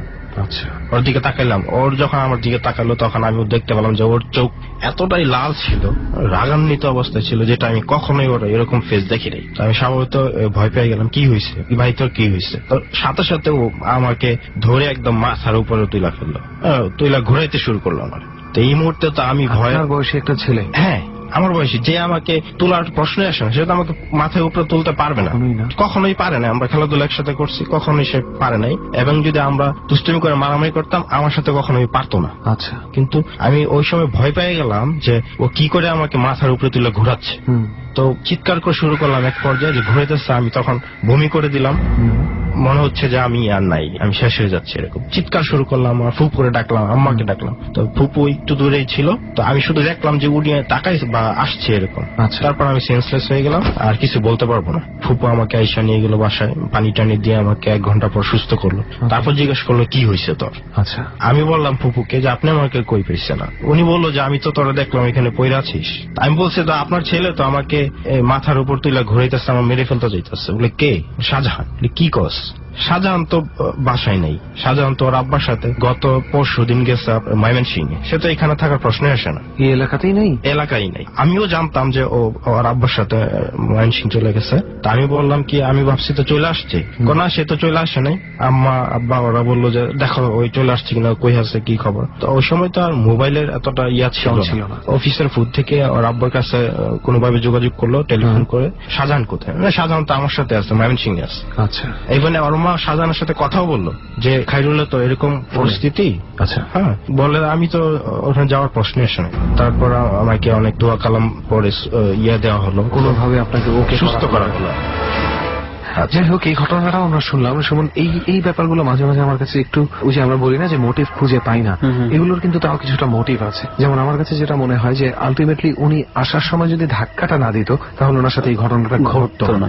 সামথিং একটা কিছু ওখানে ছিল যেটা কিনা ওই মুহূর্তে যাকে দেখলে উনি অবাক হয়ে যাবে না বা ভয় পাবে না সেই রূপটা ধারণ করেছে ইনস্ট্যান্ট। যে শাহজাহানকে দেখলে এই মুহূর্তে হয়তো রিয়াকশন হবে না, সে ভয় পাবে না, আস্তে এড়িয়ে চলে যাবে। কিন্তু উনি যখন ধাক্কাটা দেয় তখন কিন্তু এফেক্টটা শুরু হয়। আদারওয়াইজ সে যদি সেদিন শুধু ধাক্কা না দিয়ে হেঁটে চলে যেত, সে হয়তো 2-3-4 দিন পরেও জানতো না যে শাহজাহান তখনও আসেনি। রাইট। আবার অন্যদিকে আরেকটা প্রশ্ন কিন্তু এখানে থাকে, মনে কর যে সেখানে যদি সে শাহজাহানের রূপ না ধরে অন্য কোনো একটা আননোন মানুষের রূপ ধরে থাকতো, সে কিন্তু হয়তো কিছুই করতো না। এই ক্ষেত্রে আমার কি মনে হয় জানিস, সে তোর মন থেকেই, তোর ফ্রিকোয়েন্সি থেকেই নেবে একজনকে, নিয়ে নিচ্ছে। রাইট, সেটাই। সে ইনস্ট্যান্ট কোনো নতুন ইমেজ না ক্রিয়েট করে তোর ভিতর থেকেই একটা ইমেজ ক্রিয়েট করে ব্যাপারগুলো ঘটাচ্ছে। এই ধরনের পাওয়ার গুলো যে কেন এভাবে অ্যাক্টিভ, ওইটা আবার উই নেভার নো। আচ্ছা, তো এর মধ্যে আমি বলতে চাচ্ছিলাম যে ও কিন্তু মাদ্রাসার স্টুডেন্ট ছিল। যে হুজুরের কাছে আমাকে নিয়ে যাওয়া হলো, উনি বললো যে শাহজাহান তো মাদ্রাসায় পড়ে, তো ওর সাথে কিছু একটা থাকতে পারে। ও নেই যেহেতু, সেহেতু রাগান্বিত ছিল একটা কিছু। যেহেতু এলাকা ছেড়ে চলে গেছে, ময়মনসিংহ চলে গেছে কিশোরগঞ্জ থেকে। তারপর বুঝতে পারলাম যে হ্যাঁ হতে পারে। আমি তো দেখছি যে অনেক রাগ হয়ে আছে, শাহজাহান নেই। তো এইটা হচ্ছিল ওই মিলটার ভেতরে, যে এরিয়াটার কথা আপনি বলছেন, এরিয়ার ভেতরে। জি জি। ওকে, সো আর কোন ধরনের? হ্যাঁ অবশ্যই, আরো অনেক এক্সপিরিয়েন্স নিশ্চয়ই কিছু না অনেক কিছু ঘটনা আছে, তা না হলে তো একটা পুরো জায়গা হন্টেড হয়ে যায় না। হ্যাঁ, এখন যেই গল্প বলতে বাস্তব সত্য গল্প যেটা আমি বলবো, সেটা হচ্ছে খুবই এক্সাইটিং এবং খুবই ভয়ঙ্কর একটা ঘটনা। সেটা হচ্ছে মিলের ভিতরে বাংলো ছিল একটা, বাংলোর অপোজিট সাইডে ছিল গেস্ট হাউস। ওই গেস্ট হাউসের মাঝামাঝি আপনার ছিল একটা বড় পুকুর, বিশাল আকৃতির পুকুর। এই প্রান্তে ঘাট ছিল না, আবার পুকুরের ওই প্রান্তে ছিল শ্রমিক কলোনি। ওই কলোনির ভিতরে অনেক হন্টেড ঘটনা ঘটছে। শ্রমিক কলোনির সাইড দিয়ে একটা পুকুরের মধ্যে একটা সিঁড়ি ছিল আর ঘাট ছিল, বাঁধানো ঘাট। তখন আবার ওই মিলের এক সাইড থেকে বাসাটা আবার নিয়ে গেলাম অফিসার স্টাফ কোয়ার্টার, যেখানে ওখানে থাকতাম। স্টাফ কোয়ার্টারের দোতলায় উঠছিলাম। দোতলা থেকে ওই বাংলো, পুকুর, পুকুরের ঘাট, মাঠ ছিল সামনে, এটা সবকিছু দেখা যায় বারান্দা থেকে, আমাদের বাসা থেকে। আচ্ছা, ওই মিলের ভিতরে আমাদের একটা আঙ্কেল বলে ডাকতাম আমরা, ওনার নাম ছিল সিরাজ। তো ওই আঞ্চলিক ভাষায় ওনাকে ভুইত্তা সিরাজ বলতো। আচ্ছা, ভুইত্তা সিরাজ নামে উনি খুবই পপুলার ছিল। মানে এই নামকরণটার কারণ কি? হ্যাঁ, নামকরণটার কারণ হচ্ছে যে উনি এতটাই দীর্ঘকায় ছিল, মানে শরীর স্বাস্থ্য অনেক বড় ছিল, লম্বা ছিল, শক্তি ছিল অনেক। আর উনি কাপড় যদি বানাইতো, শার্ট বানাইতে ওনার 2টা পিস লাগতো। যথেষ্ট মানে বড় সড়ো একজন মানুষ। হ্যাঁ, খুব বড় সড়ো মানুষ ছিল। ইভেন ওনার পায়ের জুতা পাওয়া যাইতো না বাজারে, উনি অর্ডার দিয়ে বানায় নিয়ে আসতো। আর উনি খাবারও খাইতো স্বাভাবিকের চিকটু বেশি, উনি শক্তিশালী মানুষ। আচ্ছা আচ্ছা আচ্ছা। তো উনি আমাদেরকে অনেক আদর করতো, তো আমরা সিরাজ কাকা বলে ডাকতাম আর। আচ্ছা, যারা ওই সময়ের আমাদের সাথে ছিল তারা হয়তো আমার কথা যদি রেডিওতে শুনে তাহলে বুঝতে পারবে যে আমি কার কথা বলছি। তো ভুইত্তা সিরাজের ডিউটি পড়লো ওই মিলের ভিতরে 4 নং গেট, বাংলোর যে গেটটা ওখানে আর কি, যার সামনে একটা পুকুরের কথা বলছিলেন। তো ওই পুকুরের ওই প্রান্তে আপনার হচ্ছে শ্রমিক কলোনি। তো উনি রাত্রে যখন ডিউটি পড়লো, তো উনি যেটা দেখতে পেল যে পুকুরের ওই প্রান্ত থেকে কেউ একজন তাকে ডাকছে, ডাকছে বলতে কি মানে হাত নেড়ে। ইশারায় ডাকছে? হাত নেড়ে আমরা যেভাবে ডাকি Okay. সেইভাবে ডাকছে। তো উনি খেয়াল করলো যে এটা একটা মহিলা, খুব সুন্দরী একজন মহিলা এবং শাড়ি পরা। আচ্ছা। তো উনি ভাবলো শ্রমিক কলোনিতে কোনো অকারেন্স ঘটলো কিনা বা কোনো মহিলা বিপদে পড়লো কিনা, আমার অবশ্যই দায়িত্ব যেহেতু আমার যাইতেই হবে। তো উনি আস্তে আস্তে পুকুরটা ঘুরে গেল ওনার কাছে। যাওয়ার পরে ওই মহিলাটা আপনার একটু ঘুমটাটা একটু বেশি ছিল, ফেসটা ভালো করে দেখা যায়নি। তো কাছে গিয়ে উনি জিজ্ঞেস করলো যে কি হয়েছে, আপনার কি সমস্যা। তো এই বলার পরে উনি আপনার ঘুমটাটা সরাইলো। উনি যেটা দেখলো এত সুন্দর একটা চেহারা, কিন্তু সেই সুন্দর চেহারার মধ্যে তার চোখ নেই, সেটা সে দেখতে পেল। এবং তখনই সিরাজ কাকা বুঝতে পারলো এটা অন্য কিছু, মানুষ না। যেহেতু উনি ডিউটি দেয় এখানে, তো হয়তোবা ওনার জন্য কিছু করতে পারতেছে না এমন কিছু, এই জন্য মানে ওনার কারণে কোনো কিছুর একটা প্রবলেম হচ্ছিল। আচ্ছা, হ্যাঁ, ওকে। এই জন্য ওনাকে আক্রমণ করলো বা ওনাকে ধরে ফেলছে একরকম। তো উনিও খুবই শক্তিশালী মানুষ ছিল। তো উনিও বললো যে না, আমিও তোকে ছাড়বো। এরকম ভাবে হাতাহাতি থেকে ধস্তাধস্তি এক পর্যায়ে শুরু হয়ে গেল। পাশে ছিল আপনার কচু ক্ষেত ছিল, একটু বড় সাইজ ছিল, কচু হয়েছে এরকম আর কি, বুক পরিমাণ কচু গুলো হয়েছে। এই কচু ক্ষেতের মধ্যে তারা ধস্তাধস্তি করতে করতে করতে করতে একদম পুরা কচু ক্ষেত ভেঙে ফেলছে। কচু ক্ষেতে সাধারণত কাদা থাকে, কাদার মধ্যে মাখামাখি আর কি দুইজনে। তো সিরাজ কাকা ওকে ছাড়তে চাই নাই, ওইটাও ওকে ছাড়তে চাই না। যেহেতু মানুষ, সেহেতু ধস্তাধস্তির এক পর্যায়ে ওনার শক্তিটা আস্তে আস্তে শেষ হইতে থাকলো আর কি। ওনার সাথে ফাইট করছে, আজানের সময় পর্যন্ত এরকম চলছে ওদের। সিকিউরিটি ইনচার্জ যিনি ছিলেন, উনি আবার পুরা সব গেটে যায় দেখে যে সবাই ডিউটিতে আছে কিনা। তো ফজরের আগে আগে যে উনি গেল, যা দেখলো যে না, ওখানে নেই সিরাজ কাকা, সিরাজ ওখানে নেই। তো উনি খোঁজ করতে লাগলো সিরাজ কোথায় গেল। আমাদের বাসাটা কাছেই ছিল, তার আব্বাকে ডাকলো এসে যে সিরাজ কোথায় গেল, তো ডিউটিতে ছিল, তো নাই এখানে। আমরা সবাই বের হলাম, আমরা সাধারণত ফজরের সময় উঠতাম ওই সময়। তো উঠলাম, বের হইলাম। তো বের হয়ে খুঁজতে খুঁজতে দেখা গেল যে ওখানে একজন কিছু পড়ে আছে, এরকম কিছু একটা দেখা যাচ্ছে। তো ওখানে সবাই গেলাম আমরা দৌড়দৌড়ি করে। সেটা দেখার পর যেটা দেখলাম সেটা হচ্ছে যে ওনার শরীরটা একদম কর্দমা কাদা, একদম মাখামাখি। আর সিরাজ নাকি এটা বোঝা যাচ্ছে না এই পরিস্থিতি আর কি। ওনার পা দুইটা হচ্ছে উপরের দিকে আর মাথার নিচের দিকে, শুধু মুখটা একটু প্যাকের উপরে ছিল, কাদার উপরে ছিল, নাক টাক সবকিছু প্যাকের নিচে ডাবানো ছিল। এই পরিস্থিতিতে সিরাজ যেহেতু নেই, সবাই বললাম যে এটাই সিরাজ। তারপর ওনারা নিয়ে হসপিটাল নিয়ে যাওয়া হলো, 4-5 দিন হসপিটালে। তারপর আস্তে আস্তে সুস্থ হলো, সুস্থ হয়ে তারপরে এই ঘটনাটা আলোড়ন সৃষ্টি হইলো যে সিরাজের কি হইল। সিরাজ নিয়ে সবাই একটা দুঃখ অনুভব করলো। সিরাজ কি এমন শক্তিশালী একটা মানুষকে কাবু করে ফেলেছে, দ্যাট মিনস ওই জিনিসটা কিরকম শক্তিশালী। হ্যাঁ, তো কোনো মানুষ তো ওনার সাথে পারা অসম্ভব। তাছাড়া সবাই ভাবলো যে সিরাজের উপর কেউ আক্রমণ করছে কিনা এরকম, কিন্তু উনি যখন সেন্স ফিরলো বা ইয়া পড়লো, তখন কোন মানুষ আক্রমণ করে নাই, অন্য কিছু আক্রমণ করছে এটা উনি জানাইলো। তারপর উনি সুস্থ আমাদের মাঝে ফিরে আসলো সময়। উনি এসে কি আবার ওই সেম আগের কাজটাই করেছেন? হ্যাঁ, আগের কাজই জয়েন করেছে। এরপরে আর কোনো প্রবলেম কি ওনার সাথে হয়েছে? না, সেটা আমি জানি না। আর হচ্ছে যে ওনার সাথে আর প্রবলেম হয়েছে, হ্যাঁ, এখানে উনি অনেক কিছু দেখেছে, সেটা আমাদেরকে গল্পে বলতো আর কি, যে এখানে এই আছে ওই মিলটার ভেতরে, মিলের ভিতরে। মানে এই পর্যন্ত আমরা আপনার কাছ থেকে 3টার মতো ঘটনা শুনলাম, এবং 3টা ঘটনাই মিলের ভেতরে ঘটেছে। এবং আপনি যে বলছিলেন মিলটা হন্টেড প্লেস হিসেবে পরিচিত হয়ে গেছে, এটার যথেষ্ট কারণ বোঝা যাচ্ছে। সো আরো কিছু কি ঘটনা আছে মিলটার ভেতরে? সেটা হচ্ছে যে অনেকেই দেখেছে, যেটা আমার আম্মা দেখেছে, যে এই মিলের যে বাউন্ডারি আছে, ওই বাউন্ডারি উপর দিয়ে তার কাটা দেওয়া যায়, তারের বেড়া দেওয়া আর কি, যেখান দিয়ে মানুষ হাঁটার মতো কোনো জায়গা নাই, মানুষ আসাই তো অসম্ভব, হাঁটবে কিভাবে। তো অনেকে দেখছে যে একটা বৃদ্ধ লোক, দাড়ি অনেক বড় বড়, পাঞ্জাবি জুব্বা পরিহিত, একদম বুড়া থরথরে হয়ে গেছে। এই পরিস্থিতিতে লাঠি দিয়ে ওই মিলের যে বাউন্ডারি আছে সেটার উপর দিয়ে হাঁটছে, মানে ওই দেয়ালের উপর দিয়ে হাঁটছে। অনেকেই সবাই বলছে, এবং আমার আম্মাও দেখছে। আর ওইখানে আপনার মিলটা যখন তৈরি করে, তখন ওইখানে আপনার শ্মশান ছিল, তারপর কবরস্থান ছিল, সব ঘুরিয়ে দিয়ে মিলটাকে বানানো হয়েছে। আমরা যখন খেলতে যাইতাম মাঠে মিলের ভিতরেই বিকালবেলা, তখন মাঠের এক কোনায় একটা আপনার চুলির মতো ছিল আর কি। আচ্ছা। যেখানে চিতায় পুরানো হয় মানুষের চুলির মতো 2-4টা স্ট্যান্ড খারাপ দেয়া থাকে। হ্যাঁ, তা আমরা ভাইবা পাইতাম না যে এইটা কি, এখানে এটা কেন তৈরি করলো মাঠের কোনায়, এটা না দিলেও পারতো। বড়দের জিজ্ঞেস করতাম যে এইটা কি, এটা একসময় শ্মশান ছিল, এই শ্মশানের একটা চুলি রয়ে গেছে, সাইডে দেখে এটা সরায় নাই, এরকম আমরা শুনতাম আর কি। মোটামুটি এটা ওই এলাকায় মানে বেশ পরিচিত। খায়রুল ভাই যেটার কথা বলছে, আপনার এলাকার মানুষ যারা আছে নিশ্চয়ই অনেকেই বুঝে গেছেন যে কোনটার কথা আপনি বোঝাতে যাচ্ছেন। এবং বর্তমানে কি ওই মিলটা পরিত্যক্ত অবস্থায় আছে? হ্যাঁ, এখন ওইটা আপনার পরবর্তীতে সরকার যখন এটাকে বিক্রি করে দেয় তখন মালিকানা দিন কিছুদিন চলার পরে এখন একদম টোটালি ডেট আছে, পরিত্যক্ত অবস্থায়। এখন এখানে আপনার 2-1টা পরিবার সম্ভবত আছে, আর সবগুলো বিল্ডিং সবগুলো পতিত অবস্থায় আছে আর কি। পতিত অবস্থায় ঠিক আছে, পতিত অবস্থায় আছে। আর এই হচ্ছে এখানে ভয়ে দিনের বেলাও কেউ যাইতে চায় না। আর এখন ডেফিনেটলি এত বড় একটা এরিয়া এবং আপনি বলছেন মাত্র কয়েকটা ফ্যামিলি আছে, দ্যাট মিনস মানে পুরা শুনশান নীরবতা দিনের বেলাতেই বিরাজ করে। শুনশান নীরবতা এবং ভয়ঙ্কর একটা জিনিস। আমি কিছুদিন আগে ওখানে গিয়েছিলাম, আমার আগে পরিচিত ফ্রেন্ড যারা আছে ওর কাছে গিয়েছিলাম, তো দেখলাম যে আগে তো মানুষজন ছিল, তারপরে অত কিছু ঘটনা ঘটছে, এখন তো কেউ নাই। তো ওরা বললো যে ভাই এইখানে রাত্রের বেলা ওই মেশিন চলতে শুনি আমরা, এইরকম মানে বর্তমানে ডেড অবস্থা, যেখানে ফ্যাক্টরি বন্ধ, তারপরেও অনেকে টের পায় যে মেশিন চলছে। মানে ওয়ান্ডারফুল প্লেস ফর আস।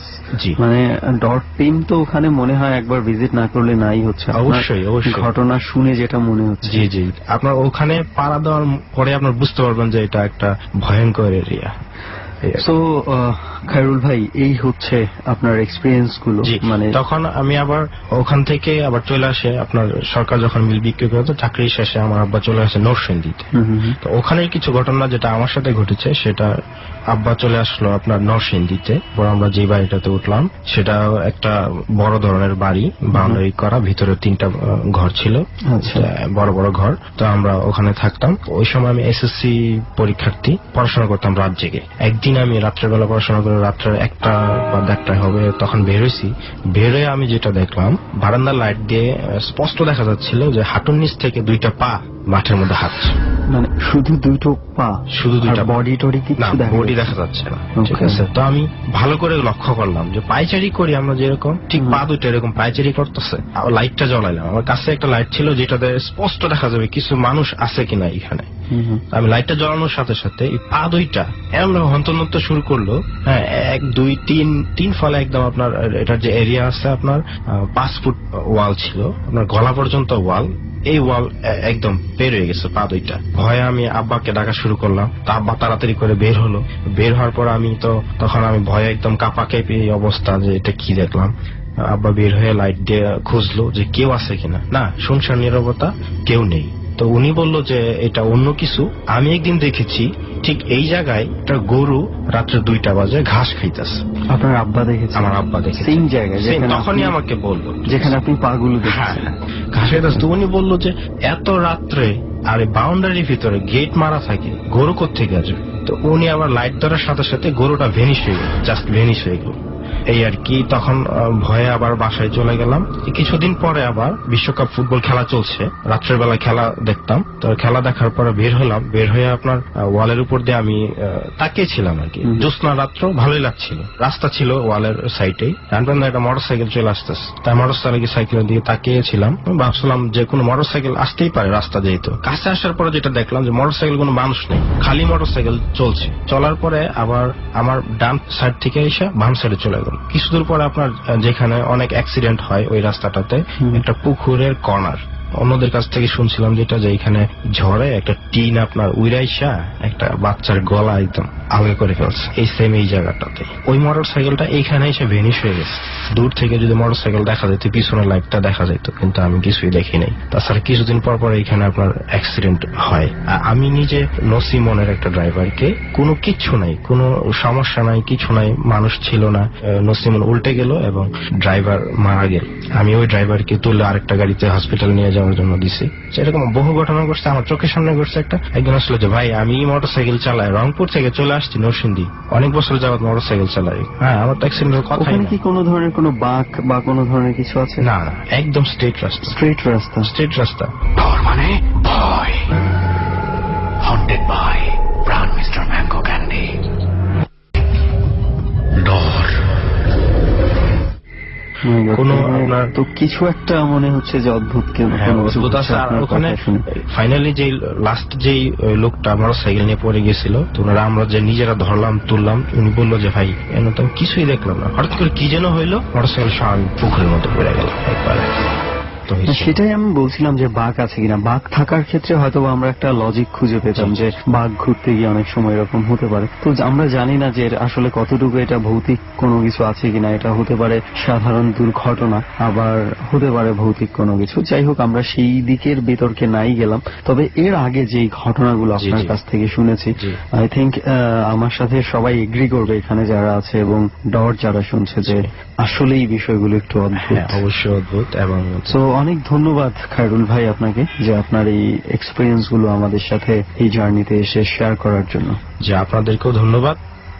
বন্ধুরা, চলছে ডর চলতেই থাকবে, আর প্রত্যেকটা জার্নিতেই আমাদের সাথে অনেকের এক্সপেরিয়েন্স আমরা শুনবো, এবং আমরা এমন কিছু এক্সপেরিয়েন্স অনেক সময় শুনে থাকি কারো কাছ থেকে, যেগুলো হয়তো তাদের সাথে ঘটেনি, কারো না কারো কাছ থেকে শুনে তারপরে তারা ডর টিমের কাছে সেটা শেয়ার করে। ফর এক্সাম্পল, আমার কাছে অনেকগুলো টেক্সট আছে ইনবক্সে, আমার পেজে, ডরের পেজে, যেগুলো বাহরাইন থেকে, দুবাই থেকে, ইউকে থেকে, ইউএসএ থেকে, ইভেন ফ্রম অস্ট্রেলিয়াও একজন আমাকে স্টোরি পাঠিয়েছে, just to be shared on. Main ব্যাপারটা হচ্ছে আমরা চেষ্টা করি ম্যাক্সিমাম স্টোরি শেয়ার করার, এবং এই কারণে আমরা অ্যালাউ করি আমাদের গেস্টদেরকে অন্য কারো এক্সপিরিয়েন্স, যাদের পক্ষে আসা সম্ভব হয়নি, তাদের কোনো এক্সপিরিয়েন্স আমাদের সাথে শেয়ার করুক। আজকে আমাদের সাথে বেশ কয়েকজন অতিথি আছে, এবং একজনের সাথে এখন পরিচয় হই। তার নামটা ভাইয়া?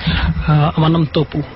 জি। আচ্ছা, তো তপু ভাই, আপনি আমাদেরকে আজকে যেই এক্সপিরিয়েন্স গুলো আমাদের সাথে শেয়ার করবেন, সেগুলো কি সবই আপনার নিজের? অ্যাকচুয়ালি সব আমার নিজের না, আমার কাজিন প্লাস আমার কিছু বড় ভাই, তাদের সাথে ঘটে যাওয়া। মানে আপনার পরিচিতের মধ্যে? হ্যাঁ, আমার পরিচিতের মধ্যে। জি। আর আপনার নিজের সাথে ঘটে যাওয়া কোনো এক্সপিরিয়েন্স কি আছে? আছে বলতে টুকটাক, বাট সেটা সবার সাথে শেয়ার করার মতো না। একটা স্টোরি নিয়ে আমরা আলাপ করছিলাম। হ্যাঁ, শ্মশান ঘাটের একটা স্টোরি নিয়ে কথা বলতেছিলাম। স্টোরিটা খুব শর্ট করে যদি আমাদেরকে একটু বলতেন। গল্পটা আমার খুব ক্লোজ কিছু ফ্রেন্ডের কাছ থেকে না, তাদের সাথে ঘটে যাওয়া। আমার 3 ফ্রেন্ড, একজন সম্রাট, মামুন এবং ইমরান। হয় না, কিছু ফ্রেন্ডের ভিতরে একজন থাকে একটু ওভার, একটু সাহসী থাকে, যে এটা গত 2012-তে দশমের দিন। তো প্রতিমা বিসর্জন দিয়ে আমাদের ঢাকা টু আসলে যে হাইওয়ে, তার পাশেই আপনার ধৌর বলা হয়, বেশ কিছু হিন্দু পাড়া আছে। তো শ্মশান ঘাটে আসার পথে রাত প্রায় 9:30-10টার দিকের ঘটনা।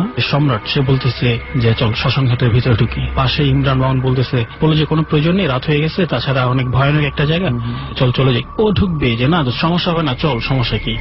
তো এই নিয়ে কেউ ভিতরে ঢুকে। ওই দিনই আপনার সন্ধ্যা নাগাদ একটা লাশ পোড়ানো হয়েছে সেই শ্মশান ঘাটে।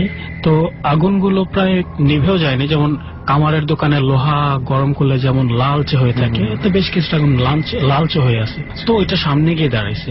দাঁড়ানোর পর যে লাশটা ছিল হঠাৎ করে উঠে বসছে। উঠে বসার পর ও দাঁড়ানো অবস্থা থেকে ভয় পেয়ে পিছনে পড়ে গেছে। এর মধ্যে তো লাশটা পুড়ে শেষ হয়ে যাওয়ার কথা। এক্স্যাক্টলি সুমন, এই কারণে আমি স্টোরিটা বলানোর চেষ্টা করছিলাম, যেহেতু এই পর্যন্ত বলেই ফেলেছেন যে তারা লাশটাকে উঠে বসতে থাকে। যেই কারণে আমি স্টোরিটা বলা সেটা হচ্ছে, যেহেতু সেটা শ্মশান ঘাট, সেখানে লাশ পোড়ানো হচ্ছে, লাশ পোড়ানো কমপ্লিট না হওয়া পর্যন্ত I think Suman you'll know better, পুরোহিত এবং আত্মীয় স্বজনে যাওয়ার কথা না, কেউ যাবে অবশ্যই। এখান থেকে অস্থি বিসর্জনের জন্য তাদেরকে ছাই কালেকশন করতে হবে, এবং যে নাভির অংশটা যেটা কখনোই পড়ে না, সেটা নিয়ে তাদেরকে বিসর্জন দিতে হবে, এরকম একটা প্রসিডিউর কিন্তু আছে। সো 3 জন মানুষ ঢুকে দেখবে যে একটা লাশ আধা পোড়া অবস্থায় এখানে আছে। এটা কি পসিবল? অ্যাকচুয়ালি গল্পগুলো যেভাবে কালেক্ট করা, শুনছি যেভাবে, সেই জিনিসটাই আমি এক্সপ্রেস করতে চেয়েছিলাম। আপনার সাথে এই কথোপকথনগুলো হওয়া, এই কারণেই আমরা চাই যে যাদের সাথে ঘটেছে তারা নিজেরা যদি আসতে পারে আমাদের জন্য অনেক ভালো হয়। হয়তো আপনার ওই মধ্যে যদি আসতো, তারা হয়তো বলতে পারতো যে না, এই কারণে খালি ছিল, একেবারে কোনো একটা কিছু হয়তো বা ঘটেছিল। যাই হোক, that is not the main story we are looking for. আমরা আপনার ডট টিমের কাছ থেকে আপনার কিছু ঘটনা আমরা শুনেছি, বেশ কিছু ভয়ঙ্কর এক্সপেরিয়েন্স ঘটেছে আপনার আশেপাশে। তো সুমন দোস্ত, কোনো একটা কিছু দিয়ে আমরা শুরু করি। ওকে, আমরা এর পরবর্তীতে কি ঘটনা আছে এটা আমরা শুনি। আমার এই ঘটনাটা আমার পার্শ্ববর্তী এলাকার 3 ভাইকে কেন্দ্র করে। বড় ভাই, মেজ ভাই এবং ছোট ভাই। তাদের যে মেজ ভাই, ও মারা যায় হাসপাতালে, এই রোগ আক্রান্ত ছিল তাই ইনি হাসপাতালে মারা যায়। কিন্তু গ্রাম্য এরিয়া তো রাস্তাঘাট খুব একটা ভালো ছিল না, যার কারণে ভ্যান গাড়ি দিয়ে লাশ নিয়ে যাওয়ার ব্যবস্থা করা হয়। বড় ভাই যিনি, উনি ভ্যান গাড়ি চালাচ্ছিল, টেনে নিয়ে যাচ্ছে। এটা প্রায় রাত 9:30টার ঘটনা। আর ছোট ভাই পিছন থেকে ভ্যান গাড়ি ঠেলতেছিল। তো যাওয়ার পথে প্রথমত মাটির রাস্তা, তো প্রায় অনেক দূর যাওয়ার পর বর্ষাকালে আমরা কিন্তু সাঁকর ব্যবহার করে থাকি। গ্রামগঞ্জে জিনিসটা হয় যে জমিতে, যে ধানের জমি বা ক্ষেতের জমি যেগুলো, সেই জায়গায় পানি দেওয়ার জন্য সাঁকো থাকে। আর যখন ধানের সিজন চলে আসে তো তার সাইড দিয়ে হাঁটাচলা করতে করতে এক প্রকার রাস্তা তৈরি হয়ে যায়, হ্যাঁ, একটা পথ অটোমেটিক তৈরি হয়ে যায়। তো ওই জায়গা থেকে মোটামুটি বড় ভাই একটা অদ্ভুত ব্যাপার লক্ষ্য করতে পারে। যখন পার হয়ে রাস্তাটা ক্রস করে ট্রেনে যাচ্ছিল, হঠাৎ করে ভ্যান গাড়িতে ওজনটা কেমন যেন একটু বেশি হয়ে গেল। রিক্সায় যেমন আমরা একজন উঠলে একটা ওয়েট থেকে দুজন উঠলে বোঝা যায় যে চালায়, তার কাছে একটু ওয়েটফুল মনে হয়, ব্যাপারটা তেমন। তো বড় ভাই সামনে থেকে বলতেছিল যে কি ব্যাপার, গাড়িতে এত ওজন মনে হচ্ছে কি জন্যে। আর ছোট ভাইকে বলতেছিল কি ব্যাপার, তুই ধাক্কা দিস না কি জন্যে, ধাক্কা দিয়ে তো আর বেশি বেশি ওজন ফিল হচ্ছিল। এই ওজনটা যে একটা না তা নয়, কিছুক্ষণ পর পর হালকা মনে হচ্ছে, আবার কিছুক্ষণ পর পর একটু বেশি ওয়েটফুল মনে হচ্ছে। তো বড় ভাই তার মধ্যে টেনে নিয়ে যাচ্ছে আর ছোট ভাইকে বারবার বলতেছে একটু তাড়াতাড়ি কর, বেশি রাত হয়ে গেছে, তাড়াতাড়ি পৌঁছাতে হবে। তাদের আর কি ওনার কাছে একটু অন্যরকম লাগতেছে ব্যাপারটা। তো যাই হোক, এটা চলতেছিল প্রায় বাসায় যাওয়ার আগ পর্যন্ত।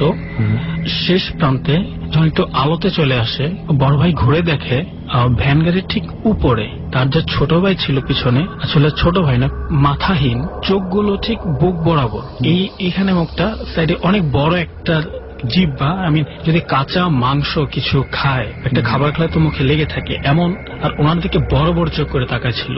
আর ওই জিনিসটা যে লাশ ছিল মেজ ভাইয়ের, ওনার ঠিক বুক বড় উপরে বসেছিল। এটা দেখে উনি চিৎকার দিয়ে সে জায়গায় সেন্সলেস হয়ে পড়ে যায়। আচ্ছা, এই যে জিনিসটা উনি দেখলেন পিছনে তাকিয়ে, সেটা কি তার ছোট ভাইয়ের মতন ছিল দেখতে বা এরকম কিছু? অ্যাকচুয়ালি উনি যেই সময় থেকে আপনার খুব ওয়েট ফিল করতেছিল আর ছোট ভাইকে বলতেছিল তুই ধাক্কা দিস না কি জন্যে, পরবর্তীতে এটা ধারণা করেন উনি যে হয়তো সেই সময় থেকে আর দেখতে টোটালি ছোট ভাইয়ের মতোই ছিল। আচ্ছা, যখন ওই অদ্ভুত জিনিসটাকে দেখেছে তখন ছোট ভাইকে কি আর ওখানে দেখেছিল?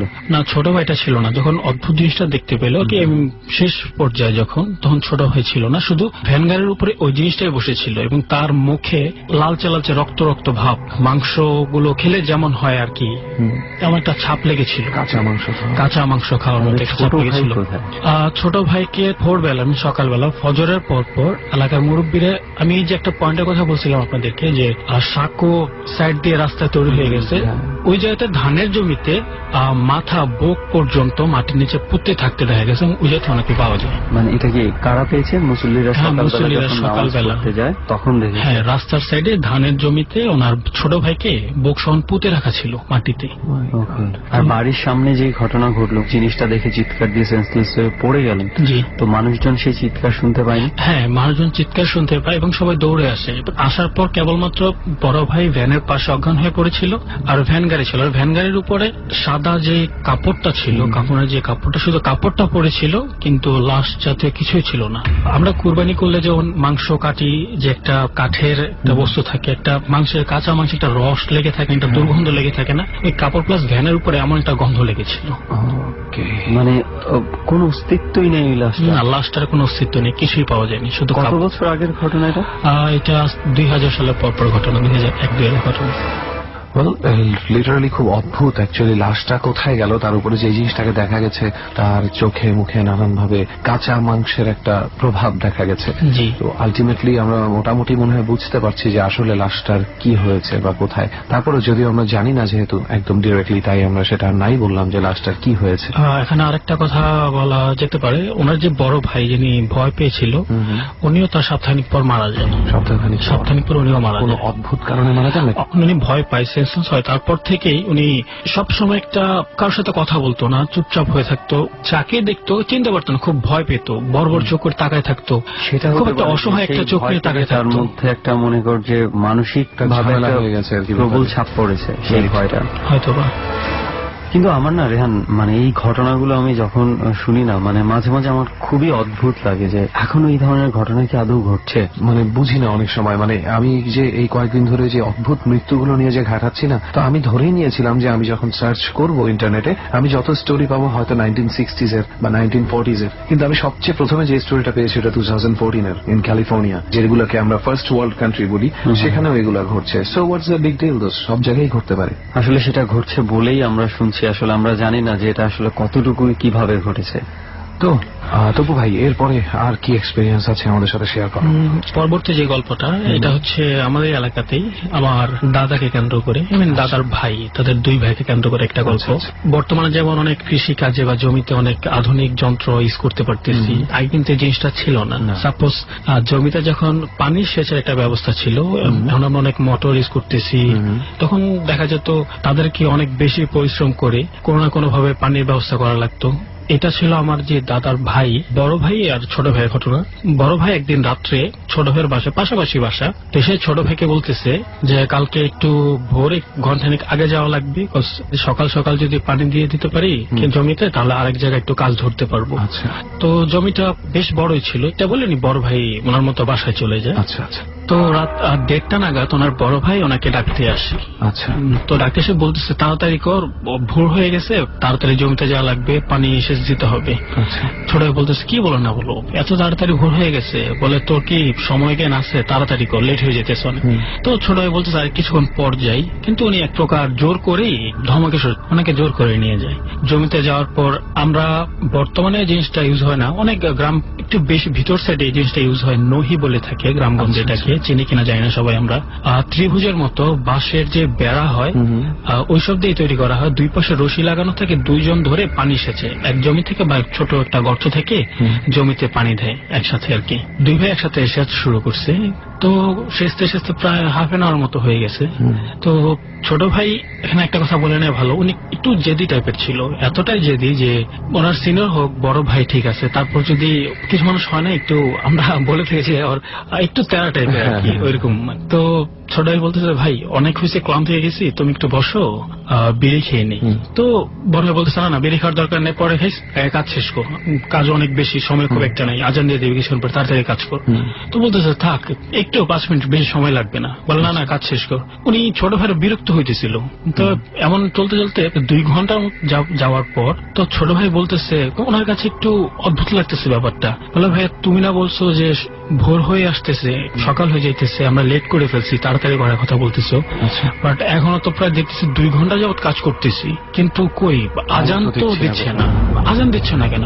আজান দিছে, তোর তো খেয়াল নাই, না দিবি তুই কাজ কর। উনি ওনার মতো করে কোনোভাবে এড়ে গিয়ে কাজ কর। তো উনি একসময় আবার ক্লান্ত হয়ে গেছে, বলতেছে ভাইয়া এবারে অন্তত একটু বেড়ে খেয়ে নি, বলে না উনি টোটালি কোনো প্রকার রেস্ট দিচ্ছে না, মানে একেবারে টানা কাজ করে, টানা কাজ।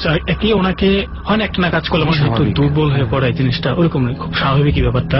তো যখন ভোরবেলা ফজরে কিছু আগে, তো ওই যে বড় ভাই রাত্রে বলে গেছিল যে তুই রেডি থাকিস, সকাল সকাল একটু আগে যাওয়া লাগবে। মানে যার সাথে এখন আছে ওই দুইজনই তো একসাথে আছে, তাই না? হ্যাঁ, দুজনই একসাথে, বাট এই কথাটা বলে হয়তো ক্লিয়ার হয়ে যাবে যে বড় ভাই উনি বাসায় ডাকতে গেছে। উনি যখন বাসায় গিয়ে ডাক দিল, আমার যে দাদি উনি বাইরে বের হয়ে এসে বলল ভাই আপনি না ওকে আরো অনেকক্ষণ আগে এসে নিয়ে গেলেন। তখন আর কি ভাইয়ের কাছে খুব অদ্ভুত লাগলো ব্যাপারটা। তার মানে 1:30টার দিকে যে এসেছিল সেটা আসলে তার ভাই না, অন্য কিছু। আচ্ছা, উনি একটু কবিরাজ টাইপের ছিল, আধ্যাত্মিক টাইপের, একটু ব্ল্যাক ম্যাজিকও জানতো উনি। তো আমার দাদা অনেক চতুর ছিল আর কি, দাদিকে বুঝতে দেয়নি যে আসলে এটা খারাপ কিছু। উনি নিজে জিনিসটা বুঝতে পারছিল, চেপে গেছে, বলছে একজন সাথে দিয়ে আসছি কাজ করার জন্য, আমি এখনই যাইতেছি, তুমি থাকো, তুমি শুয়ে পড়ো। এটা বলে উনি আর কি জমিতে না গিয়ে টোটাল ওনার বাসা আর কি ওনার ঘরে ঢুকে গেল। বাসায় আর কি রুমে ঢুকে কবিরাজ টাইপের তো পুঞ্জিকা খুলে দেখতে পেল যে ওই বড় ভাইয়ের বেশ ধরে যে ছিল তার ছোট ভাইকে দিয়ে পানি সেচের কাজ করতেছে, ইভেন ওকে জাস্ট ক্লান্ত করার চেষ্টা করতেছে। আপনার হিসেবে মানে উনি কিন্তু নিজেকে নিজে দেখতে পেলেন। হ্যাঁ, নিজেকে নিজে দেখতে পেলেন, কাজ করছি। তো তিনি তখন দাদা বাসা থেকে উনি ভাবলেন আমি যদি স্ট্রেট ফিল্ডে চলে যাই সেক্ষেত্রে আমাকে দেখে জিনিসটা পালিয়ে যাবে এই জায়গা থেকে। তো এই কারণে উনি কি করছে, বাসা থেকে কুফরি করে ওই জিনিসটাকে ওই জায়গায় বন্ধ করে রেখে গেছে যেন কোনোভাবে পালাতে না পারে। ওনার তো মনে হয় ভালো এই ধরনের ক্ষমতা ছিল। হ্যাঁ, দূর থেকেই উনি এই ধরনের একটা কিছু করতে পারছেন। হ্যাঁ, অনেক কিছু জানতো উনি, দূর থেকে অনেক কিছু করার সম্বন্ধে। তো কি করলেন? তারপরে বাসা থেকে এটা বন্ধ করে গেছে যেন পালাতে না পারে। তারপর মাছ ধরে এখন আমাদের গ্রামগঞ্জে অনেকেই ব্যবহার করে থাকে, যেটাকে কোচ বলা হয়।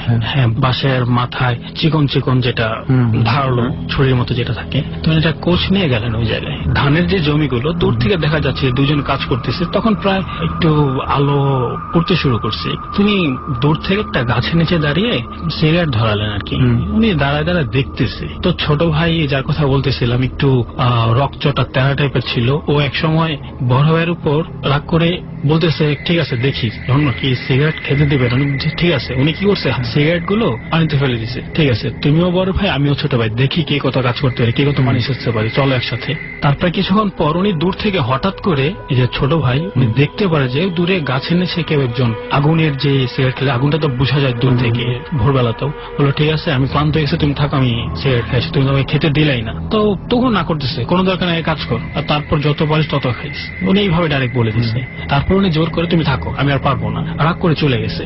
উনি এসে দেখে যে আমি যার সাথে কাজ করতেছি সেও আমার বড় ভাই, ইভেন যে গাছের নিচে যে দাঁড়ায় আছে সেও আমার বড় ভাই, একই মানুষ। অনেকে উনি হতবিম্ব হয়ে গেছে, উনি কিছু বুঝতে পারতেছিল আসলে কি ঘটতেছে, আসলে কে আসলে সত্য বা জিনিসটা কি। ওনার এত শুনে আমার মাথায় ঘুরছিল যে ওনার কাছে কাকে সত্য মনে হবে। হ্যাঁ, এই জিনিসটার কি উনি বুঝতে পারতেছিল না। তো তখন যে গাছের নিচে যে ছিল ও বললো তুই কোনো কথা বলিস, তুই নেতি কত সিগারেট খাইতে পারস, খা, আমি দেখতেছি। এটা বলে নি কোচটা হাতে করে নিয়ে যে পানি সেচতে ছিল ও যে গেছে, ইভেন গিয়ে প্রথমে একটা কথাই বলছে যে তুই দুনিয়াতে আর কোনো মানুষ পেলি না, তুই আমার ভাইকে মারতে আসছস, তা সারা রাত যাবত তুই ওর দিয়ে পানি সাচাইলি। এক পর্যায়ে যখন যে বাঁধ থাকে ক্ষেতের, এই বাঁধ ভেঙে কি পানি এতই হয়েছে যে নতুন তো ধানের জমিতে নতুন নতুন বাঁধ দেওয়া হয়, যে বাঁধ ভেঙে পানি অন্য ক্ষেত্রে যাওয়া পর্যন্ত শুরু করে দিচ্ছে। আমি ছোট ভাইকে দিয়ে এতটা কাজ করাইছি। তো উনি সর্বশেষ ওই কথাটা বলার পর ওনার হাতে যে কোচ ছিল এই কোচ দিয়ে ওইটার গায়ে একটা আঘাত করলেন আর কি।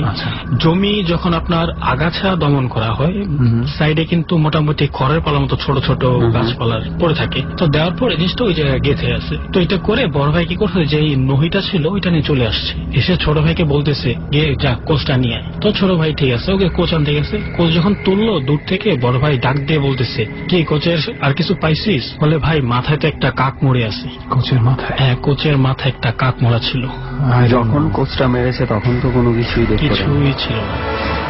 There is a connection between কাক and black magic. কিছু একটা আছে। আমি বেশ কয়েকবার এই জিনিসটা পেয়েছি বিভিন্ন জায়গায়, যে দাঁড় কাক অথবা কাকের সাথে কিভাবে যেন কোথায় যেন একটা কি কানেকশন আছে ব্ল্যাক ম্যাজিকের সাথে।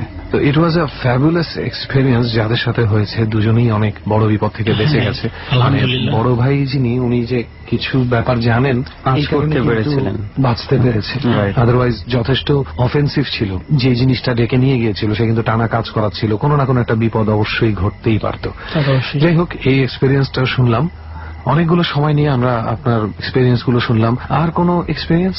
আমার কাছে পরবর্তী যে এক্সপেরিয়েন্স এটা হচ্ছে আমার কাজিনের সাথে ঘটে যাওয়া। আচ্ছা, আমার কাজিন কোন একটা কারণে কাজ থেকে রাত্রেবেলা বাসায় ফিরতেছিল প্রায় 12টা নাগাদ, 12টা কি 12:30। আচ্ছা, এটা কোথায়?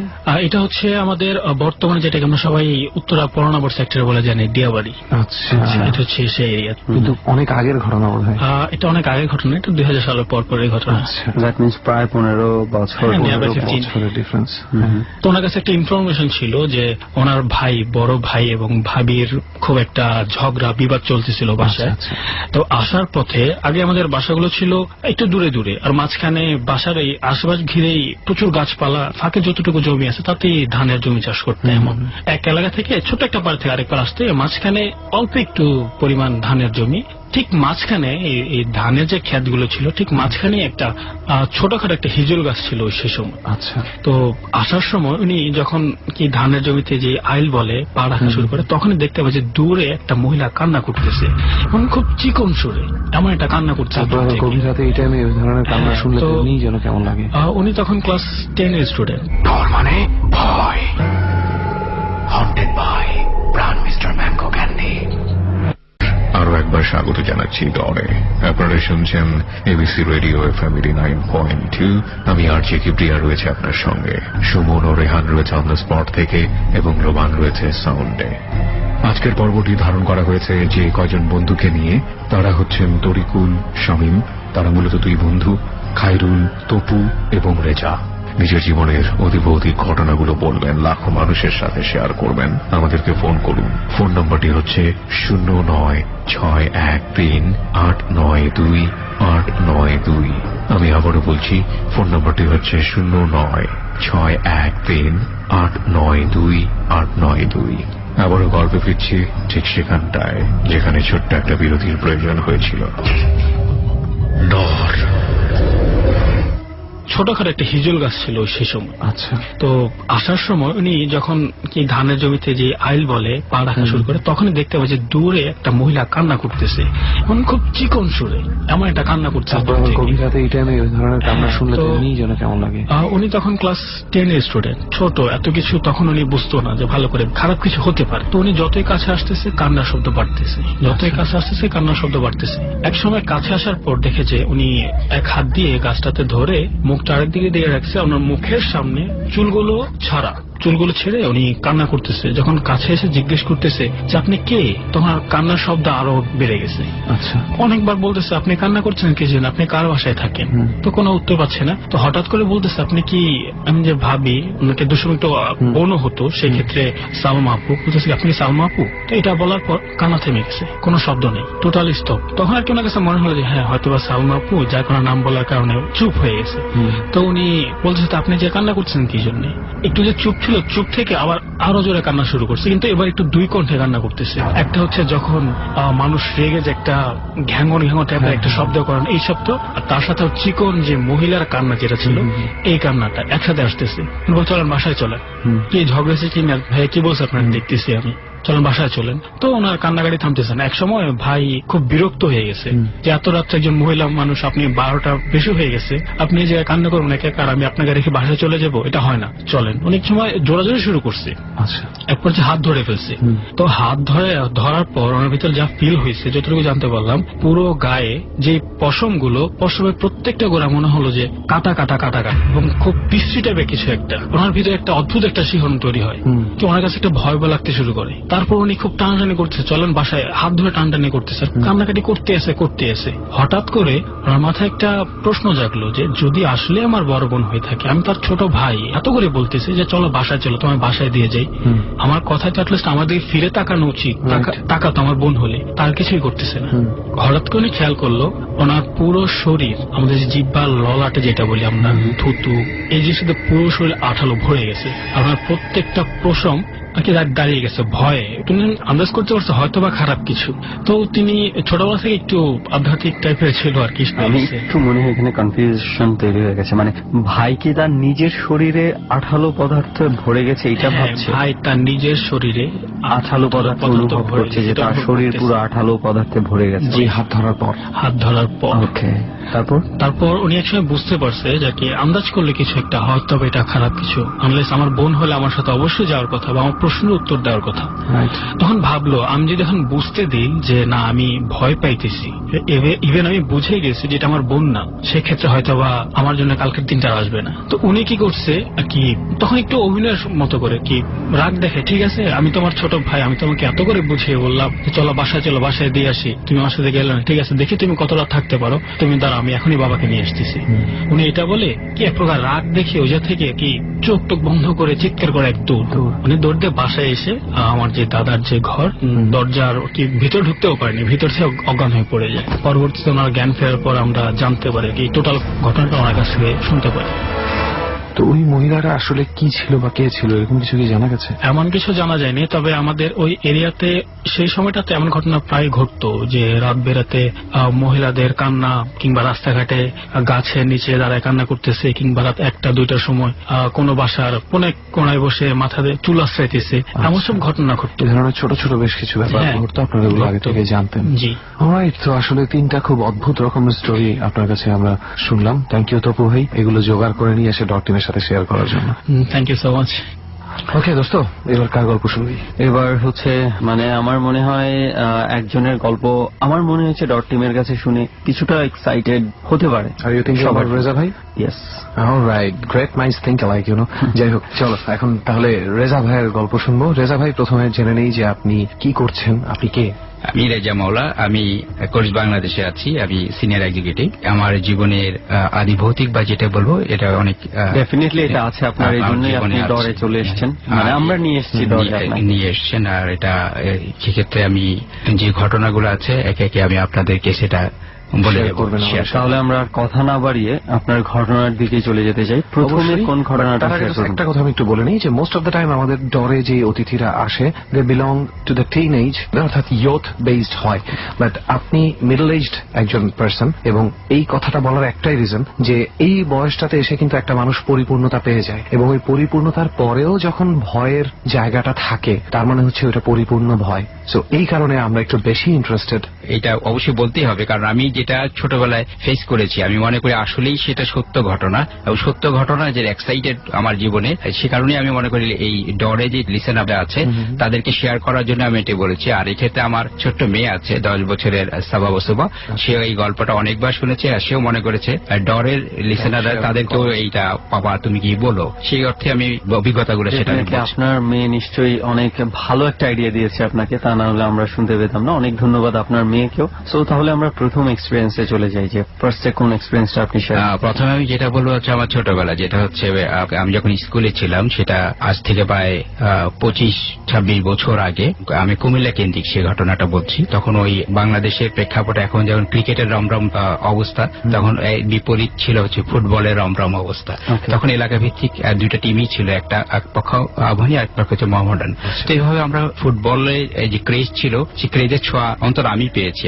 ছোটবেলায় স্বপ্নও দেখতাম যে হয়তো একদম বড় ফুটবলার হব, সেটা হয়তো পূরণ হয়নি। তারপর সেই ফুটবলের ছোঁয়ার কারণে এলাকাতে যখন ফুটবল হতো দুটো ভাগ হয়ে যেত, আমি ছিলাম মোহামেডানের পক্ষে। তো আমরা ওই প্রতিপক্ষকে কাবু করার জন্য পরীক্ষা যখন শেষ হয়ে যেত, তখন শীতকালীন যে সময়টা ছিল আর কি, এখন যে সময়টা আর কি জানুয়ারি বা ডিসেম্বর থেকে যে ইয়াটা ভ্যাকেশন বা ইয়াটা থাকে স্কুলের বার্ষিক পরীক্ষার পরে, তখন আমরা প্র্যাকটিস করতাম এবং বেশ কয়েকটাই ফুটবল ম্যাচ হতো, এলাকায় ভাগ হয়ে যেত। আমরা ছিলাম মোহামেডান, তারা চেষ্টা করতাম যে স্কিলটা বাড়িয়ে নেওয়ার জন্য, যেন গোপনে প্র্যাকটিস করে ওদেরকে হারিয়ে দেওয়া আর কি। সেটার জন্য আমরা ছোটবেলা কুমিল্লা পুলিশ লাইন মাঠে আজানের দেওয়ার আগে বা আজানের সময় আমরা ওখানে প্র্যাকটিস করতাম। নর্মালি ওই সময় শীতের ইয়েতে আজানটা একটু দেরিতেই দিত, প্রায় 6টা বেজে যেত।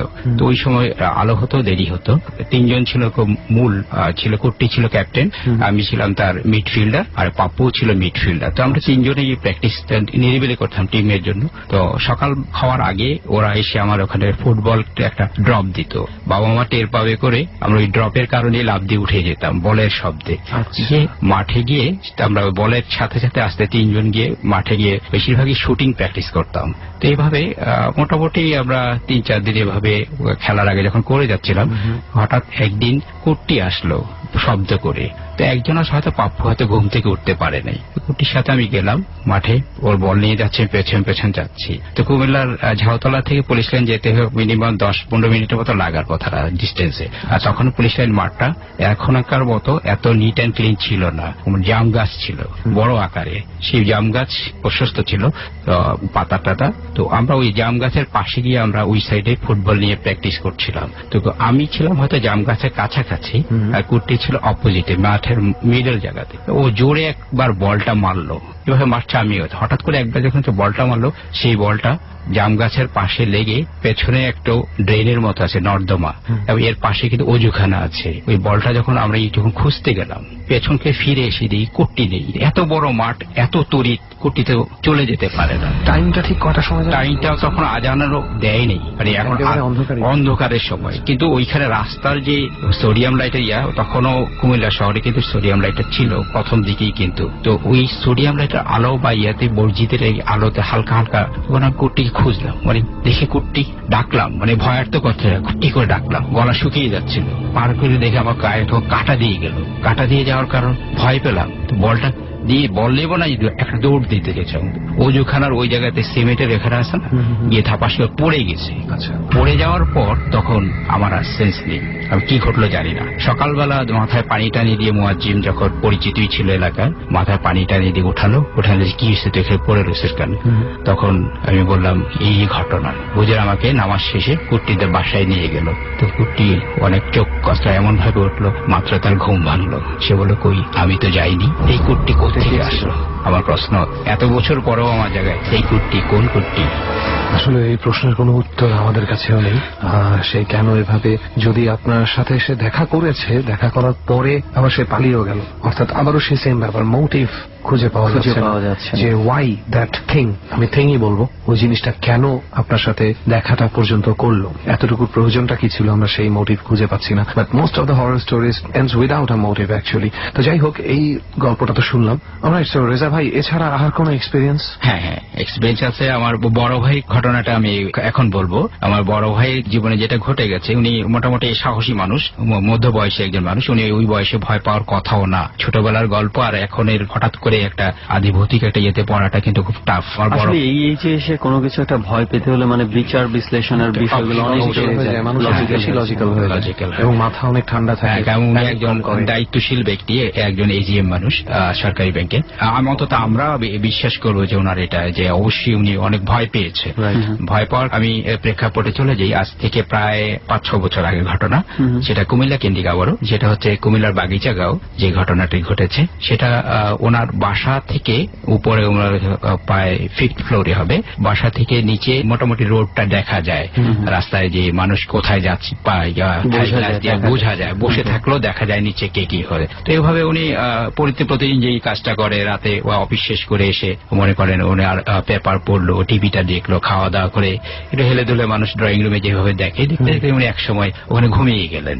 উনি হঠাৎ করে একজনের ডাকে সেলিম সেলিম করে ডাকলো, ডাকার পর ওনার ঘুমটা ভেঙে গেল। উনি ঘুরে দেখলেছে যে উনি নর্মালি সকালবেলা জগিং করার একটা অভ্যাস আছে, যে ওখানে ব্যায়ামে ড্রেস পরা অবস্থায় ওনার পরিচিত বিমলদা দাঁড়িয়ে আছে। উনি বলছিলেন যাবি না, দৌড়াতে যাবি না, কোনো 5 তলা বা 6 তলা যেটাই দৌড়ি আমরা, সেটা যখন নিচে যখন একটা শব্দ করে খুব, এটা কিন্তু উপরে খুব বেশি ক্যাচ করে।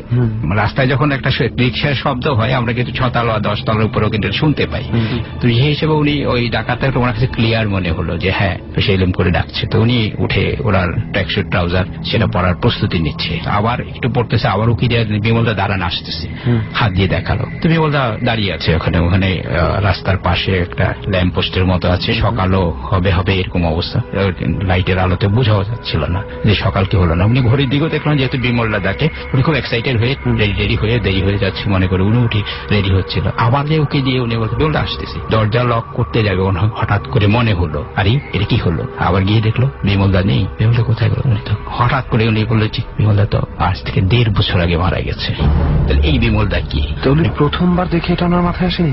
আমি যেটা মনে করবো উনি ডাকছেন, আগেও হয়তো ওনার সাথে যোগাযোগ ছিল যে এইভাবে সকালবেলা হয়তো দীর্ঘদিন ধরে ওনাদের মধ্যে হয়তো বা ছিল যে প্রায় উনি সকালবেলা এসে ডাকবেন আর আমরা নেমে চলে যাবো, অভ্যাসবশত অনেক সময় অনেক কিছু আমরা খেয়াল করি না। এই কারণে উনি খুব বিয়ে পেলেন, বলে আমি জীবনে এত এত এত ভয় পাইনি যে কেউ থেকে এত ক্লিয়ার ভাবে একাধিকবার। একবার জুতা পিয়ে করতাম, আবার হাত দেখালাম, তারপরে যখন আমি দরজা লক করতে গেলাম তখন আমি বলি আরে বিমলটা তো নেই। তো বিমলটা সেই বিমলকে যে দেখেছে এটা যে চোখের ভুল না, এটা একজন মানুষ যখন আমি হেলুসিনেশন বলতে পারে, কিন্তু কথা হলো সেখানে উনি জুতা পরলো, দ্বিতীয়বার আবার গিয়ে দেখলো যে উনি ল্যাম্প পোস্টের ওখানে দাঁড়িয়ে আছে, সকালে জগিং ড্রেস অবস্থায় কিন্তু উনি দাঁড়িয়ে আছে। তো এই জিনিসটা ওনার জীবনের মানে আমাকে একটু বলবেন কি যে এই বিমলদা ওনার মৃত্যুটা আসলে কিভাবে হয়েছিল? ওনার মৃত্যুটা স্বাভাবিকই ছিল। জানি যে এটা বিমলদা মানে আমরা যেটা শেষ খ্রিস্ট হয় ওটাতেও অ্যাটেন্ড করেছিলেন, যে শ্মশানে গিয়ে যাওয়া। আপনার ভাই সেখানে এত বেশি ক্লোজ ছিল। মানে ভয়, haunted by প্রাণ মিস্টার ম্যাঙ্গো ক্যান্ডি।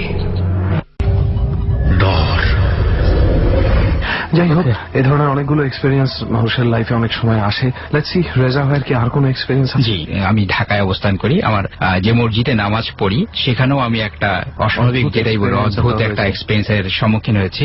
যে মহাখালী ওয়ার্ল্ডস গেট, সেখানে যে বড় মসজিদটা আছে সেটা কনস্ট্রাকশনের কারণে আরো 5 বছর আগে সেটা ভেঙে ফেলা হয়েছিল। তেরপাল দিয়ে কোনো মতে নামাজের একটা ব্যবস্থা ছিল। তো তারাবি নামাজ পড়ার সময় আমি একটা মানে অস্বাভাবিক একটা পরিস্থিতির সময় হরর, যেটা আমি বলবো 200 জন মানুষের মতো ছিল বারান্দাতে, যেটা হচ্ছে যে স্যাঁতস্যাঁতে বৃষ্টি এরিয়াতে। তো আমি হয়তো তৃতীয় কাতারের ওখানেই ছিলাম। তারাবির 2 রাকাতের সময় আমি দেখলাম আমার 1-2 বাঁ দিকের 2 জন পরে একজন খুব অস্বাভাবিক সুন্দর একজন মানুষকে দেখলাম। আমার দেখে মনে হচ্ছে ইংল্যান্ডের ক্রিকেটার জার্ভিসের মতো যে স্পিনার ছিল, ফরেনার কিভাবে নামাজ পড়তে আসলো, মাথায় টুপিও আছে, এটা চোখ তুলেই যায়। আর হাইনেক একটা গলায় একটা ছিল, মানে মানুষ ঠান্ডা লাগলে যেরকম হয় একটা হাইনেকের একটা পড়া ছিল। আমার শুরু মানে 2 রাকাতের পরে সে একটা ঢেকুর তুললো। ঢেকুর তোলার পরে একটা পুরো ডাস্টবিনের দুর্গন্ধের মতো হয়ে গেল। তখন সবাই একটু প্রকাশ করছে। এর ওনার দিকে তাকানোর পরে আমি ঢেকুরটাই দেখেছিলাম। আবার একটা ঢেকুরের মতো করলো 2 রাকাত পরে, আমি ওকে আবার দেখলাম। দেখার পর একটা ঢেকুর আবার হলো, রিভার্স হয়ে গেল। যেটা হচ্ছে যে পরিবেশ ছিল একটা নর্দমার গন্ধ, আর এখন মনে হয় যে আসলে এই পরিস্থিতিটা একটা পুরো হচ্ছে কোনো মানে খেজুরের রসটা দিয়ে যখন পায়েস করলে একটা সুন্দর গন্ধ আসে মিষ্টি, সেরকম গন্ধ একটা পেয়ে গেলাম। তখন আমার ভিতরে মানে আরো নামাজের মন থেকে বেশি আমার ভিতরে তখন বোধ হয় এই লোকটা কি, তখন কিন্তু আমার আরো 2 রাকাতে চলে গেল, মানে চলছে আর কি। নামাজ শেষ হয়ে যখন 4 রাকাতের সময় ব্রেক পড়লো, সালাম ফিরালাম, ফিরিয়ে দেখি যে এই ভদ্রলোক আর নেই, একটা গ্যাপ পড়ে আছে। অন্যরা সব টের পেয়েছে, কার মাধ্যমে হয়েছে সেটা কিন্তু তারা আইডেন্টিফাই করতে পারেনি। ইসলামিক ভাষা, মুসলমানদের ভাষা যেটা বলে যে জিনদের উপস্থিতি হয়, তারা নামাজ পড়ে। আমাকে যদি কেউ বলে, আমার মনে হয়েছে সেটাই সুন্দর, মানে গোলাপি রং টাইপের। তখন তার মুখে কিন্তু দাড়ি ছিল না, একদম প্লেন শেপ ছিল। তো এই লোকটা, এটাই হচ্ছে আমার একটা মানে এই ঢাকা শহরে আমার সবচেয়ে অস্বাভাবিক অদ্ভুত পরিস্থিতি, অস্বাভাবিক। আসলে এই ঘটনাটার মধ্যে কিছুটা অস্বাভাবিকতা আছে, তবে আমি বলবো যে এটাকে আমরা ওই লেভেলে actually horror story বলতে পারি না। It doesn't create that panic or that fear inside you, যেই কারণে আর কি। যাই হোক, এটাও একটা এক্সপেরিয়েন্স অফ কোর্স, আর ডর তো সবকিছুর জন্যই খোলা আছে। So I think that's it. যাই হোক, রেজা ভাই, আপনার এক্সপেরিয়েন্স গুলো আপনি আমাদের সাথে শেয়ার করেছেন, এই জন্য আপনাকে অনেক ধন্যবাদ। ধন্যবাদ। ওকে দোস্ত, এই ঠান্ডার মধ্যে বসে যে গল্প শুনলাম, এখন আর ঠান্ডা অনেকটাই দূর হয়ে গেছে। অনেকটাই দূর হয়ে গেছে, কারণ আসলে এই গল্পগুলো শুনলে এত ভিতরে আঘাত লাগে, তখন ঠান্ডা আর থাকা যায় না। তবে সবচেয়ে একটা আমি যখন গল্প শুনতে শুনতে একটা জিনিস ভাবছিলাম যে, মনে কর যে আজকে যেই হাইওয়ের এখানে বসে আমরা এই ডটটা ধারণ করছি, আমরা কিন্তু দেখতে পেয়েছি অনেক গাড়ি চলে গেছে। সো ওই মানুষগুলোর মনে একবারের জন্য প্রশ্ন হয়তো বা জাগেনি যে ওনারা খুব নিশ্চিন্তে যে জায়গাটা দিয়ে যাচ্ছেন, সেই জায়গাটার পেছনের কি ঘটনাটা আছে। এক্স্যাক্টলি, কারণ মানে ইনফ্যাক্ট এটা মানে আরেকটু আর যদি 1-2 বার হয়, তাহলেই আমার ধারণা সেই জায়গাটা পুরো পরিচিত হয়ে যাবে সবার কাছে, যে না এখানে খুব অ্যাক্সিডেন্ট হয়। এরকম নামটা এখন শুধু এই এলাকার মধ্যে সীমাবদ্ধ, তো একসময় সবাই জানবে যে এরকম হচ্ছে আর কি। এবং আজকে আপনারা হয়তো অনেকেই টের পেয়ে গেছেন, আমরা কিন্তু মানে স্পটের খুব একটা ক্লিয়ার কাট কিছু বলি নাই, যদিও আমরা এটা বলি না, বাট আপনাদেরকে একটা মানে ওভারঅল একটা ধারণা দিয়ে দিই মোটামুটি। আজকে সেটা করছি না, বিকজ এটা এমন একটা রাস্তা দিয়ে এটা ঘটেছে, এটা কোনো জায়গা না স্পেসিফিক যে আমরা বলবো এখান থেকে এই জায়গাটা পার করে বাংলাদেশের অনেকগুলো জায়গায় চলে যাওয়া যায়। So ultimately there is no way to stop people from coming here. তো একটা ছোট্ট একটা ভয় কেন আমরা দিব মানুষকে? রাইট। আর এই ভয়টা আপনাদের মাঝে আমরা দিতে চাই না বলেই আজকে এত অনেকটাই ক্লিয়ার করে, খুব বেশি ঘোলাটে করেই বলেছি আমরা। আশেপাশে যেমন কুয়াশাচ্ছন্ন হয়ে রয়েছে, আমরা এমন মানে কুয়াশা তৈরি করে রেখেছি। এক্স্যাক্টলি। তো যেটা বলছিলাম যে এই ধরনের ঘটনাগুলা ঘটে, মানে ঘটনাগুলো ঘটার পিছনে কিন্তু কোনো ভৌতিক কারণ নেই, কিন্তু ঘটনাগুলো ঘটার পরে ভৌতিক কিছু ব্যাপার ঘটেছে, আমরা কিন্তু তাই বলছি। কেউ আবার যেন এটা না ভাবে যে ভৌতিক কারণে এখানে অ্যাক্সিডেন্ট হয় এরকম কিছু।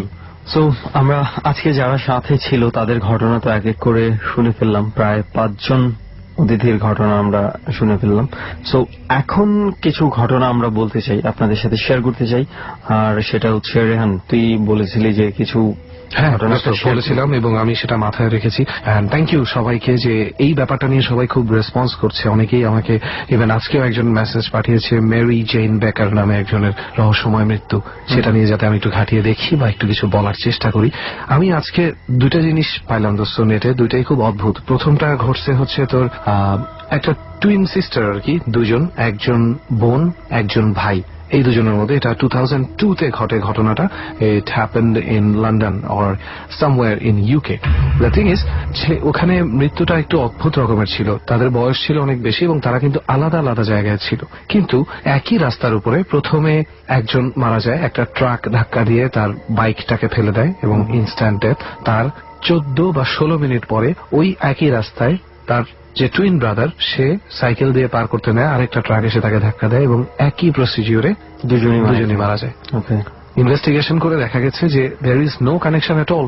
যখন দ্বিতীয় জন মারা গেছে, দ্বিতীয় ভাইটা যখন মারা যায়, তখন পর্যন্ত ফ্যামিলির কেউই জানে না যে প্রথম ভাই মারা গেছে। পুলিশ তখনও জানাইনি। সো ওই ভাইটা যে জেনে বুঝে কিছু একটা করবে, নিজের ভাইয়ের মতন কিছু করার চেষ্টা করবে বা ফলো করার চেষ্টা করবে, তা না। বাট আমরা অনেক শুনি এরকম যে টুইনরা নাকি একসাথে এটা করে, একসাথে সেটা করে, ও এটা করলে ও বুঝে যায়, ও করলে ও বুঝে যায়। বাট এই ধরনের ডেথ এটা আগে কখনো হয়নি এবং পরেও কখনো হয়নি। 13-14 মিনিটের একটা ইয়ের মধ্যে। এছাড়া আরেকটা জিনিস যেটা আজকে পড়লাম এক জায়গায়, তো আদৌ কি এটার কোনো কিছু আর বের করা গেছে? নাথিং। এই কারণেই তো মিস্ট্রিয়াস ডেথ। কোনোভাবেই কানেকশন বের করা যায়নি। অনেক চেষ্টা করা হয়েছে, বাট কোনোভাবেই কানেকশন বের করা যায়নি। এবং সবচেয়ে মিস্ট্রিয়াস ব্যাপার হচ্ছে মানে ডেথের প্রসেস একদম সেম দোষ। একই টাইপের ট্রাক, একই স্পিডে, একইভাবে একই সাইকেলে ধাক্কা দেয় এবং একইভাবে দুই ভাই মারা যায়। আমি জানি না এটার কানেকশনটা কি, তবে আমার একটা জিনিস মানে ওই এলাকার মানুষ বলতে পারবে, হয়তো একটা মিথ আমাদের দেশে হলে এরকম একটা প্রচলিত হয়ে যেত যে একজন চলে যাওয়ার পর আরেকজনকে নিয়ে গেছে, রাইট, মানে একা থাকতে পারছে না, এই ধরনের একটা কথা প্রচলিত হয়ে যেত। বলে অনেক সময়, কিন্তু আমি জানি না যে আসলেই কি এগুলা মানে লজিক্যাল কিনা বা এগুলাই ঘটে কিনা। কারণ কিছু কিছু ক্ষেত্রে আমরা এরকম দেখেছি যে যমজদের ক্ষেত্রে খুব ক্লোজ রিলেশন আছে, এরকম মানুষের ক্ষেত্রে কিছু ঘটনা ঘটতে দেখা যায়। তো যেটা বলা হয়ে থাকে যে একজন আরেকজনকে নিয়ে গেছে, তো এটা আদৌ কতটুকু সত্যি নাকি just coincidence, no one knows। এটাই হচ্ছে সমস্যা। এইগুলো ঘাটাতে ঘাটাতে আজকে আরেকটা জিনিস দেখলাম। দোস্ত, তুই SHC নামে কখনো কিছু শুনেছিস? SHC মনে পড়ছে না। আমি এটা ঘাটিয়ে এক জায়গায় দেখলাম। SHC মানে হচ্ছে স্পন্টেনিয়াস হিউম্যান কম্বাসশন। সেটার মানে হচ্ছে হঠাৎ করে একটা মানুষের গায়ে কোনো কারণ ছাড়াই আগুন লেগে যাওয়া, আগুন ধরে যাওয়া। এবং এভাবে এই পর্যন্ত ওয়ার্ল্ডে প্রায় 4 জনের মৃত্যু হয়েছে। এটা কি মানে একই এলাকাতে নাকি all over the world? All over the world, different জায়গায়। একজনেরটা আমরা জানি, রবার্ট ফ্রান্সিস বেইলি। ওনার মৃত্যুটা ছিল সবচেয়ে বেশি অন্যরকম, একটু বেশি অন্যরকম, কারণ সে একটা ইজি চেয়ারে বসেছিল। ইজি চেয়ারে বসা অবস্থায় তাকে মৃত পাওয়া যায় এবং সম্পূর্ণ আগুনে জ্বলে গেছে, কিন্তু তার কোনো মুভমেন্টের সাইন নেই। মানে পুরো যখন পুড়ছে তখন সে ওইখানেই বসা ছিল এবং সে নড়েও নি। ওকে, এইটা একটা মানে বিষয় যে আচ্ছা উনি কি মানে যখন বসছিল চেয়ারে, থাকে না যে বাইরের দেশে যে অনেক সময় ওই রুম হিটার হিসেবে তারা এক ধরনের চুলা ব্যবহার করে থাকে, অনেকেই এই কথাটাই বলেছে যে এভাবে হয়তো তার গায়ে আগুনটা কোনোভাবে লেগে গেছে। কাছাকাছি বসেছিল, কাছাকাছি বসেছিল কিনা, খুব কাছাকাছি বসেছিল না, কিন্তু দূরত্ব একটা ছিল। বাট পয়েন্টটা তো অন্য জায়গায়। দোষ পয়েন্টটা হচ্ছে যে তার গায়ে যদি আগুন লেগেই থাকে, সে কেন ওখান থেকে উঠে দাঁড়াবে? বসে থাকার কথা না, সেটাই মানে ওই পয়েন্টে আমি আসতাম। প্রথমে এটা ক্লিয়ার হয়ে নিলাম যে আগুনটা লাগার ছিল কিনা, সোর্স ছিল কিনা, মানে যথেষ্ট ডিস্টেন্স মেনটেন করে সে বসেছিল। এবং তার উপর কারো গায়ে যদি আগুন কেন কোনো কিছু যদি একটা মানে লাগে যেটা গায়ের উপর পড়লেও তো যন্ত্রণা করে মানুষ উঠে যাবে, নেভানোর চেষ্টা করবে, চিৎকার চেঁচামেচি করবে। নট লাইক দ্যাট যে একদম আরামসে রিল্যাক্স হয়ে ওই জিনিসটা উপভোগ করতে থাকবে। অ্যাবসলিউটলি। লাস্ট একটা কথা তোকে জিজ্ঞেস করি, এটা কিভাবে এক্সপ্লেন করবি? এই যে লোকটার গায়ে আগুন লাগলো, লোকটা যেখানে বসেছিল সেই জায়গাটুকুতেই আগুন থেকে গেল, আগুনটা কেন ছড়িয়ে গেল? এটাও একটা অনেক বড় প্রশ্ন। নিচে কার্পেট ছিল, কার্পেটে কেন আগুন লাগেনি? শুধু ইজি চেয়ারটা কেন কালো হয়ে গেছে? আসলেই একটা মানে অনেক বড় একটা প্রশ্ন, এবং সবচেয়ে বড় কথা হচ্ছে যে মানে একটা মানুষ পুড়ে ঝলসে যাওয়ার মতো আগুন, মানে দ্যাট মিনস অনেক পরিমাণে আগুন ছিল, অনেক অনেক মানে উত্তাপ একদম ছিল। টাস করে জ্বলে ওঠার মতন। ওরা যেভাবে এক্সপ্লেইন করেছে যে এই জ্বলে ওঠাটা হয়তোবা যদি কেউ দেখতে পেত তাহলে অনেকটা এরকম লাগতো যে আমরা দেখি না মানে কোনো একটা কিছু হঠাৎ করে ফেটে গেলে যে ধরনের শব্দ হয়, ওই ধরনের শব্দে শাট করে জ্বলে গেল। ওকে, দ্যাট মিনস মানে এই ঘটনাগুলোর পেছনে অনেক ধরনের রহস্য আছে যেটা আসলে ক্লিয়ার করা সম্ভব এখনো হয় নাই। অনেক ধরনের এবং এটার একজন জীবিত একজন আছে, মেয়েটার নাম আমি ভুলে গেছি, সে বেঁচে আছে। মানে বার্ন হয়েছে, তাকে তার হাজবেন্ড দেখেছে রান্নাঘরে তাকিয়ে যে শাট করে তার গায়ে আগুন ধরে গিয়ে আবার নিভে গেল। ওকে, তার কাছ থেকেই মূলত আসলে সব ইনফরমেশন জানা গেছে যে ফিলিংসটা আসলে কেমন, কারণ আর কেউ বেঁচে থাকেনি। 5 জনের মধ্যে 4 জন ডেড, একজনের সাথে ঘটনাটা ঘটেছে কিন্তু বেঁচে আছে। Alright, I think we are also ডান। আমরা অনেকগুলো কথা বলে ফেললাম, অনেক আলাপ করে ফেললাম। চল তো আজকের মতন তাহলে আজকের মতো এই হাইওয়ে থেকে একটু বিদায় নিই। কারণ হিসেবে একটাই বলতে পারি, সময় হয়ে গেছে, শীত অনেক বেড়ে গেছে। রাইট, আর লাস্ট আরেকটা তোর একটা প্রমিস করার কথা। প্রমিসটা তো প্রতি সপ্তাহে যেটা করে থাকি, ঠিক সামনের বৃহস্পতিবার কোনো একটা হন্টেড জায়গা থেকে আবারও আপনাদের সাথে কথা হবে। আজকের মতো সুমন আর রেহান, টাটা, বাই বাই। ডর মানে ভয়, হন্টেড বাই প্রাণ মিস্টার ম্যাঙ্গো ক্যান্ডি। রাত 2টো বাজে প্রায়। যারা আমাদের সঙ্গে এতক্ষণ ছিলেন, যারা এই নাটকীয় সব ঘটনার মধ্য দিয়ে কিছুটা হলেও ভয়ের স্বাদ পেয়েছেন, তাদের জন্য আমরা বলে রাখি পুরো পৃথিবীটাই অনেক অনেক বেশি কৌতূহলী। ভয় নিজের মনের মধ্যে, ভয় যুক্তিতে বাধা যায় না। যা আপনি বিশ্বাস করেন না সেই জগৎটাও অনেক বড়। আমরা শুধু একটা কথাই বলতে চাই, ডরে যেসব ঘটনা ঘটে তা যেমন বৈজ্ঞানিকভাবে সত্য নয়, তেমনি ভাবে অপ্রমাণযোগ্যও নয়। আমরা শেষ করতে চাই আজকের মতো। আগামী বৃহস্পতিবার ঠিক রাত 12টায় আমি আরজে কিবরিয়া, আমার টিম মেম্বার সুমন, রেহান এবং সাউন্ডে লোবানকে নিয়ে আরো একবার ফিরব। হতে পারে সেই ডরটি ধারণ করা হবে একেবারে আপনারই বাড়ির পাশে। ভালো থাকুন, শুভরাত্রি।